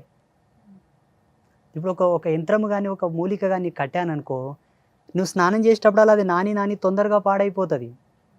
గాలి తగిలి, ఎండ తగిలి, ఎవరైనా చూడడం వలన వాటికొక నిర్బంధనము, వాటి యొక్క దాపుకము, వాటి కనుమరుగు చేసే కోణంలోనే ఒక దాంట్లో పెట్టి ఫిల్ చేస్తారు. దాన్ని ఫిల్ చేసి దాన్ని క్యాప్ పెడతాడు. కొన్ని రోజులు అది నీతో ఉండాలని. నీ ఆరా సిస్టమ్ అంతా కూడా ప్యూరిఫైడ్ చేసి నీ మీద ఉన్న నెగిటివ్ ఎనర్జీని అంతా గుంజేసిన తర్వాత ఆటోమేటిక్గా తాయిత్తు ఎగిరిపోతుంది. నీకు తెలియకుండా నీడను ఉసిపడుతుంది. అది తాయిత్తు చాలా పరమం, చాలా పవిత్రం. దాంట్లో చాలా వైజ్ఞానికమైన మూలం ఉన్నది. ఇప్పుడు తాయిత్తు అంటేనే భయపడతారు. వామ్మో తాయిత్తులా. గురుగారు, ఇప్పుడు దెయ్యాలు భూతాలని సైకియాట్రిస్ట్ ఒకలాగా చూస్తారు, ఈ గురువులు మీలాంటి వారు ఇంకొక కోణంలో చూస్తారు. ఎందుకు అలాగా? సైకలాజికల్ సబ్జెక్ట్ అనేది ఏదంటే మానసిక శాస్త్రం, అది మైండ్ రీడింగ్. అది వాళ్ళు కేవలం ఒక పుస్తక పటిమతో వాళ్ళు అయి ఉంటారు. అతను ఒక పుస్తక పటిమతో ఒక అధ్యయనపూర్వకంగా ఆయన ఆ స్థితికి వచ్చి ఉంటాడు. మేము పుస్తక పటిమ చేస్తాం, సాధన చేస్తాం, ధ్యానం చేస్తాం. మేము నేచర్తో కనెక్టివిటీ తీసుకుంటాం. ఫస్ట్ ప్రకృతికి అనుసంధానంగా మా జీవన విధానాలను మార్చుకుంటాం, దానికి అనుగుణంగా బ్రతుకుతాం. అప్పుడు పంచభూతాలు మాలో ఉంటాయి, మేము పంచభూతాల్లో ఉంటాము. పంచభూతాత్మకమైనదే దయ్యాలు, భూతాలు, ప్రేతాలు అన్నీ కూడా, మనము కూడా, జీవరాశులన్నీ కూడా. అన్నప్పుడు మా పట్టు ఎక్కువ ఉంటుందా, వాళ్ళ పట్టు ఎక్కువ ఉంటుందా? ఎంతోమంది వస్తారు మన పీఠానికి, మానసిక పరివర్తనం సరిగా లేని వాళ్ళు చాలామంది వస్తారు మనతోనికి. మేము ఆల్రెడీ సైకలాజికల్ ట్రీట్మెంట్ కూడా చేయించామండి, మేము డాక్టర్లను సంపాదించామండి అని రిపోర్ట్లో సహా వస్తారు మాతోనికి. అంటే ఒక సాధువు యొక్క హీలింగ్ పవర్ ఎలా ఉంటుందంటే ఎన్నో అద్భుతాలను తీసుకొస్తుంది. ఆయన టచ్ అనేది ఎలా ఉంటుందంటే ఆయన హీలింగ్ పవర్ చాలా అద్భుతంగా ఉంటుంది, ఎన్నో అద్భుతాలు జరుగుతాయి. కానీ ఆయన కరెక్ట్ సాధువు అయితే, ఆయన పరిపూర్ణమైన నిష్ణాతుడైతే, ఆడంబరమైన సాధువు అయితే, ఇప్పుడు ఆయన సాధువు ముడితే ఏం కాలేదు కదంటే నేనేం చేయలేను దానికి. బోర్డులో కరెంట్ ఉందంటే ఏలు పెడితే షాక్ కొడుతుంది, లేకపోతే ఆ స్పిరిచువల్ పవర్ ఉండాలి ఆయన లోపల, ఆ ధ్యాన శక్తి ఉండాలి, ఆ యోగ శక్తి ఉండాలి, ఆ మంత్రశక్తి ఉండాలి, ఆ తపస్సు ఉంటే అద్భుతాలు జరుగుతాయి. గురుగారు, ఒక చిన్న సందేహం అండి. మీ చేతి వేళ్ళు గమనించాను, ఉంగరాలు అంటే వెండి అలాగే కాపర్ తోటే ఉన్నాయి, బంగారం ఎక్కడ ధరించలేదు మీరు, కానీ అవి కూడా చాలా ప్రత్యేకంగా కనపడుతున్నాయి, బొట్టన వేలికి పెట్టుకున్నారు. ఏమిటండి విశేషం? అంటే మేము కొన్ని తాంత్రికమైన ప్రక్రియలు చేస్తూ ఉంటాం. తాంత్రికంలో జపం చేయడానికి ఒక అనుష్ఠాన పద్ధతి ఉన్నది. చూపుడు వేలి మీద జపం చేసి ఒక రిజల్ట్, మధ్య వేలి మీద, అనామిక వేలి మీద, చిటికన వేలి మీద. ఈ చిటికన వేలుకు ఉన్నటువంటి ఈ ఉంగరము ఒక విధమైన మంత్ర దిగ్బంధనమై ఉన్నది. మన కెండిలో ఉండేటటువంటి, సిల్వర్లో ఉండేటటువంటి సహజ శక్తి, ఎండిలో ఉండేటటువంటి ధాతు పుష్టి వేరే మెటల్స్లో లేదు. ఎండి వలన మన శరీరానికి ఎన్నో ప్రయోజనాలు ఉన్నాయి. పురుషులకైతే చాలా, మహిళలకు వాళ్ళకు వచ్చేటటువంటి గుప్త రోగాలు ఏవి కూడా రావు వెండి పే మీద ఉంటే. అంటే సర్వసామాన్యంగా వీటి ధరించడం వలన ఎన్నో నెగిటివిటీస్ పోతూ ఉంటాయి. అవి ధరించని వాళ్ళు మళ్ళీ ఆ నెగిటివిటీస్ పోగొట్టుకోవడానికి హాస్పిటల్ వెళ్ళాలి, ఆ గోళీలు మింగాలి, మందులు మింగాలి, వాటి వల్ల సైడ్ ఎఫెక్ట్ రావడం, మళ్ళీ ఇంకోటి జరగడం. మేము చేసేటటువంటి తాంత్రిక ప్రక్రియలు ఇవి మాకు సపోర్ట్ చేస్తాయి బాగా. మా శరీరాన్ని స్వస్థత పరుస్తూ మమ్మల్ని ఎప్పటికెప్పుడు జాగృతం చేసుకోవడానికి తోడ్పడుతూ ఉంటాయి, మంత్రయుక్తమై ఉంటాయి ఇవి. ఈ బొటన వేలికి ఎందుకు పెట్టుకున్నామంటే యోని ముద్ర వేసేటప్పుడు మాకు మంత్ర ప్రేరేపకంలో పనిచేస్తావు అవి. ఈ నాడి మీద ఈ సిల్వర్ ఆడడం వల్ల గుండె యొక్క ఉభయ కోశములు ఎప్పుడు కూడా జాగృతమై ఉంటాయి. ధ్యానం చేసేటప్పుడు మాకు తొందరగా సమాధి స్థితి వస్తుంది. ప్రతి ఒక్కరు కూడా బొటన వేలుకు సిల్వర్ పెట్టుకుంటే హార్ట్కు సంబంధించిన డిసీజ్ రావు. బ్లడ్ ప్రెషర్ కూడా కంట్రోల్లో ఉంటుంది. జ్ఞానం ఎప్పుడు పరివర్తన వైపు వెళ్తూ ఉంటుంది. మైండ్లో కూడా కణాల యొక్క శక్తి, ఆ మైండ్ యొక్క సెట్టింగ్ కూడా యాక్టివేట్గా ఉంటుంది ఎప్పటికెప్పుడు. ఈ వేలుకు ఉండేటటువంటి పవర్ అటువంటిది. బొటన వేలు ఇది ఒక్క వేలు ఇక్కడ ఉండేటువంటి ఈ నర్వ్ యొక్క సిస్టమ్ అనేది కూడా మన శరీరంలో ప్రత్యేకమైన గ్రంథులకు కనెక్టివిటీ అయి ఉంటుంది. గుండెకు కానీ, లివర్కి కానీ, బ్రెయిన్కి కానీ, కిడ్నీ ఫంక్షన్ కానీ, ఐ ఫంక్షన్స్ కానీ అట్లా. సో అందుకే ఇవి ఇక్కడ ఉండడము వైజ్ఞానికంగా, సాంకేతికంగా, మనకు సైన్స్ ప్రకారం కూడా ఇవి లాభమే. మేము చేసే స్పిరిచువల్ ఎనర్జీ కూడా మాకు బూస్ట్ చేస్తుంటాయి బాగా. మా ఆశ్రమ ధర్మాలు, మా అండర్స్టాండింగ్ మాకు ఉన్నప్పటికీ వైజ్ఞానికంగా కూడా మాకు ఎంతో రక్షణగా ఉపయోగపడతాయి. ఇంకా కాళ్ళకు కూడా బేడీలు ఉంటాయి మాకు.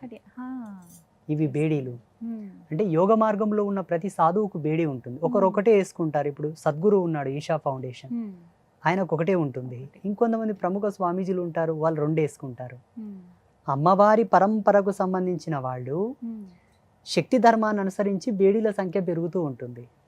ఇక్కడ 3 ఇక్కడ 3 ఉన్నాయి. ఇవి హరిషడ్ వర్గ సంకేతంగా నేను ధరించాను. 6 వర్గాలకు అతీతమైన ధర్మం నాకు దక్కాలని వాటిని మంత్ర దిగ్బంధనం చేసి వేసుకున్నాను. ఇప్పుడు చేతుకున్నాయి, ఇక్కడ 2 ఇక్కడ 2. ఇవి చతుర్విధ పురుషార్థ ధర్మాలను సూచిస్తాయి. అంటే ఒక్కొక్క దానికి ఒక్కొక్క సాంకేతిక భావం మమ్మల్ని ప్రేరేపిస్తుంటాయి. మాతో ఉన్నాయంటే దీన్ని చూసినప్పుడల్లా నా ధర్మం నాకు గుర్తుకొస్తుంది. ఇవి ఎందుకు వేసుకున్నానంటే ఈ పని చేయకూడదు కాబట్టి అవి వేసుకున్నాను, అది చేయకూడదు. ఇక్కడ సిల్వర్ ఆడడం వల్ల కూడా మనకు ఎన్నో లాభాలు ఉన్నాయి. ఈ భాగంలో కాళ్ళకు సిల్వర్ ఉండడం ఎంతో లాభం. ఒక్కటొక్కటి ఒక్కొక్క విధమైనటువంటి బెనిఫిట్స్ అండ్ వైజ్ఞానికమైన మూలము, తాంత్రికమైన బెనిఫిట్ చాలా ఉన్నాయి. అయితే ధ్యానం చేసేటప్పుడు, ప్రత్యేకించి మెడిటేషన్కి వెళ్ళేటప్పుడు మెటల్ ఏవి కూడా ఉండొద్దు శరీరం మీద అని చెప్తారు కదండి. అది వాళ్ళకు తెలిసినటువంటి నియమావళి, వాళ్ళ యొక్క అనుభవం. ఉండొచ్చా అలా అసలు? అంటే బంగారం కానీ, వెండి కానీ ఉంటే ఆ కాలం ఋషులకు కుండలాలు ఉండేవి. మరి కుండలాలు దేంతో వేసుకుంటారు? ఆ కాలం ఋషులకు కంఠహారం ఉండేది, దేంతో వేసుకునేవాళ్ళు? ఆ కాలం ఋషులకు కూడా బేడి ఉండేది ఎడమకాలకి. చాలా మంది ఋషులకు ఉన్నాయి బేడీలు. చాలా మంది ఋషిపత్నులు, ఋషికన్యలు కూడా ధ్యానం చేశారు. వాళ్ళకు కూడా సహజమైన అలంకారాలు ఉంటాయి. షోడశ అలంకారములు ఉంటేనే పరిపూర్ణమైన ముత్తైదువ, పరిపూర్ణమైన స్త్రీ ధర్మం. 16 అలంకార ప్రాయములు ఉంటాయి కాబట్టి వాళ్ళందరూ సతీ అనసూయ, రేణుక ఎల్లమ్మ, గార్గి, లోపాముద్ర వీళ్ళందరూ కూడా అలంకార ప్రాయుక్తంగానే ధ్యానం చేశారు. వేదాంత సంవాదం చేశారు వాళ్ళందరూ. ఒక తుచ్చమైన మెటల్ ధ్యానంకి అడ్డం పడుతుంది అనుకోవడం అవివేకం. దీని యొక్క ప్రేరేపకం ఎక్కువ ఉంటుంది కాబట్టి దాన్ని కంట్రోల్ చేయడానికి చేతగాక వాళ్ళు అట్లా చెప్పి ఉంటారు. My opinion. వీటిని ధరించడం వల్ల ఎన్నో ఎనర్జీస్ రిసీవ్ అవుతాయి. సో వాటిని కంట్రోల్ చేయడానికి కాక చాలామంది వాటిని విడిచిపెట్టి సర్వసామాన్యంగా ఉండమంటుంటారేమో. కానీ ధరించవచ్చు 100%. ఈజీగా తేరగ్గా మనకు లాభాలు వస్తున్నాయి కదమ్మా. ఊక పెట్టుకోవడం వల్ల ఎన్నో లాభాలు ఉన్నాయి మనకు. చర్మ రోగాలు రావు, బ్లడ్లో ఇన్ఫెక్షన్ అవ్వదు, యూరినల్ ఇన్ఫెక్షన్ అవ్వదు, థైరాయిడ్ ప్రాబ్లం రాదు, కఫం సమస్య రాదు, వాత పిత్త కఫ 3 దోషాలు మనకు రావు. Pure copper, pure silver. ఇంకొక విజ్ఞానం చెప్పనా, ఏ వంకతోనైనా బంగారు మెడలో ఉన్నా, చేతికున్నా, చెవిలో ఉన్నా, ముక్కులో ఉన్నా, ఏ వంకతో సిల్వర్ పే మీద ఉన్నా ఆత్మ యొక్క శక్తి పెరుగుతుంది, ప్రమాణం పెరుగుతుంది, ఆయుష్ పెరుగుతుంది. ఎందుకంటే బంగారుకు నేచర్ నుంచి ఆయుష్కు సంబంధించినటువంటి కనెక్షన్ రిసీవ్ చేసుకునే కెపాసిటీ ఉన్నది. బంగారం ఎంత మేలిమో, బంగారం ఎంత తేజస్సో మన శరీరంలో కూడా అంత సూక్ష్మత్మ శక్తిని ప్రవేశింపజేస్తుంది. అది డైరెక్ట్ సౌల్కు కనెక్ట్ అవుతుంది బంగారు. అందుకే స్త్రీలు ఏ వంకతోనైనా మంగళసూత్రం ధరిస్తారు కాబట్టి స్త్రీలు ఎక్కువ బతుకుతారు, పురుషులు తొందరగా గుటుక్కుమంటారు. మా తాత చనిపోయిన 20 సంవత్సరాలకు మా అవ్వ చనిపోయింది. అంటే మీరు మంగళసూత్ర రూపము, ముక్కు పుడక, కమ్మలు ఏదో ఒక వంకతో బంగారు వేసుకుంటారు కదా. ఆయు ప్రమాణం పెరగాలి, ఆరోగ్యంగా ఉండాలనుకుంటే కంపల్సరీ బంగారు పే మీద ఉండాలి. పంచలోహాలన్నీ కూడా ఏదో ఒక మూలన, ఏదో ఒక వంకతో మన శరీరం మీద ఉండాలన్నదే మన శారీరక నిర్మాణం. నవరత్నాలు పంచలోహాలు మన పేరు మీద ఉండాలి. అదేదో అలంకృతంగా వేసుకునిలేరు అప్పుడు దేవతల కిరీటాల్లో, కుండలాల్లో, హారాల్లో, మనుల్లో. అవన్నీ మన బాడీ యొక్క సిస్టమ్ని బట్టి, మన సెట్టింగ్ని బట్టి పెట్టారు. దానికి ఒక 30,000 40,000 హాస్పిటల్లో పోయాల్సిన పని లేదు. సంపాదించిన శాలరీ మనం డిపాజిట్ చేసుకోవచ్చు, పుష్టిగా తినొచ్చు, ఇంకా లగ్జరీస్ లైఫ్ గడపవచ్చు. అనవసరంగా హాస్పిటల్కి వెళ్ళి డాక్టర్కి ఫీజులు కట్టి మాత్రలు మింగి సైడ్ ఎఫెక్ట్ వచ్చి లివర్ ఫెయిల్ అయ్యి, కిడ్నీ ఫెయిల్ అయ్యి మళ్ళీ డయాలసిస్ చేసుకోవడం. నేను చాలామంది నా దగ్గరకు వస్తే వేద విజ్ఞానం ప్రకారంగానే వాళ్ళకి మెటల్స్ సలహా ఇస్తుంటాను, రత్నాలు ప్రొవైడ్ చేస్తుంటాను, రుద్రాక్షలు ఇస్తుంటాను, తాయెత్తులు కూడా ఇస్తుంటాను, యంత్రలిఖితం చేసి ఇస్తాను. ఇవి మూఢనమ్మకాలు, వీటిని నమ్మకూడదు అంటుంటారు చాలామంది. ఇవి మూఢనమ్మకాలు అయితే క్రిస్టల్ థెరపీ అనేది ఒకటి ఉన్నది. క్రిస్టల్ థెరపీ, ఆ క్రిస్టల్ థెరపీకి ఈ రత్నశాస్త్రానికి ఎందుకు కనెక్షన్ ఉన్నది? మెటలైజేషన్కి సంబంధించిన గ్రానైటిక్ ఎనర్జీ సీక్వెన్సెస్ అని ఒక సబ్జెక్ట్ ఉన్నది. అది ఎక్కడి నుంచి వచ్చింది? ఈనాడు సిమ్ కార్డులో బంగారు ఎందుకు వాడుతున్నారు? ఏ లోహం, ఇనుము వాడొచ్చు కదా, లేకపోతే కంచు వాడొచ్చు కదా, కాపర్ వాడొచ్చు కదా. సిమ్ కార్డులో బంగారు లేకపోతే సిమ్ కార్డు పనిచేయదు. శాటిలైట్లో కూడా బంగారు ఉంటుంది. ఎందుకు ఉంటుంది? దానికి ఆ గ్రాస్పింగ్ పవర్ ఉంటుంది, ఆ రిసీవింగ్ కెపాసిటీ ఉంటుంది. ప్రతిదానికి ఒక పరమార్థం ఉంటుంది. 100%. చాలా సంతోషం గురుగారు. ఎన్నో సందేహాలు ఇంకా చాలా ఉంటాయి. సమయాభావం వల్ల ఇక్కడితో ముగించవలసి వస్తుంది. ఖచ్చితంగా ఆశ్రమానికి రావాలని కోరుకుంటున్నాం. అమ్మ అనుగ్రహం ఉంటే, ఆవిడ ఎప్పుడు పిలిపించుకుంటే అప్పుడు ఖచ్చితంగా వస్తాను. చాలా సంతోషం అండి మీ సమయాన్ని కేటాయించి కార్యక్రమంలో పాల్గొన్న అందరికీ శ్రీమాత యొక్క ఆశీస్సులు. ఇలాగే ప్రశ్నించేవాడు జ్ఞాని, చెప్పేవాడు జ్ఞాని కాదు. ఇది తర్కశాస్త్రంలో మనకున్నది, మన హిందూయిజంలో. ప్రశ్న వేసేవాడు జ్ఞాని, చెప్పేవాడు కాదు. ఈయన సంవాదకుడు, అడిగేవాడు ఉదాత్త బ్రహ్మ. ప్రశ్న వల్లనే సమాజం చాలా పరివర్తనం వైపు వస్తుంది. ఇంకా మంచి ప్రశ్నలు రాయండి, మళ్ళీ టైం ఇస్తాను, నేను మళ్ళీ వస్తాను. చాలా సంతోషం అండి. నమస్తే. శ్రీమాత్రే నమః. అందరికీ థ్యాంక్స్ అండి. నమస్తే. సుమన్ టీవీలో మీ పర్సనల్ అండ్ బిజినెస్ ప్రమోషన్స్ కోసం కింది నెంబర్కి కాంటాక్ట్ చేయండి.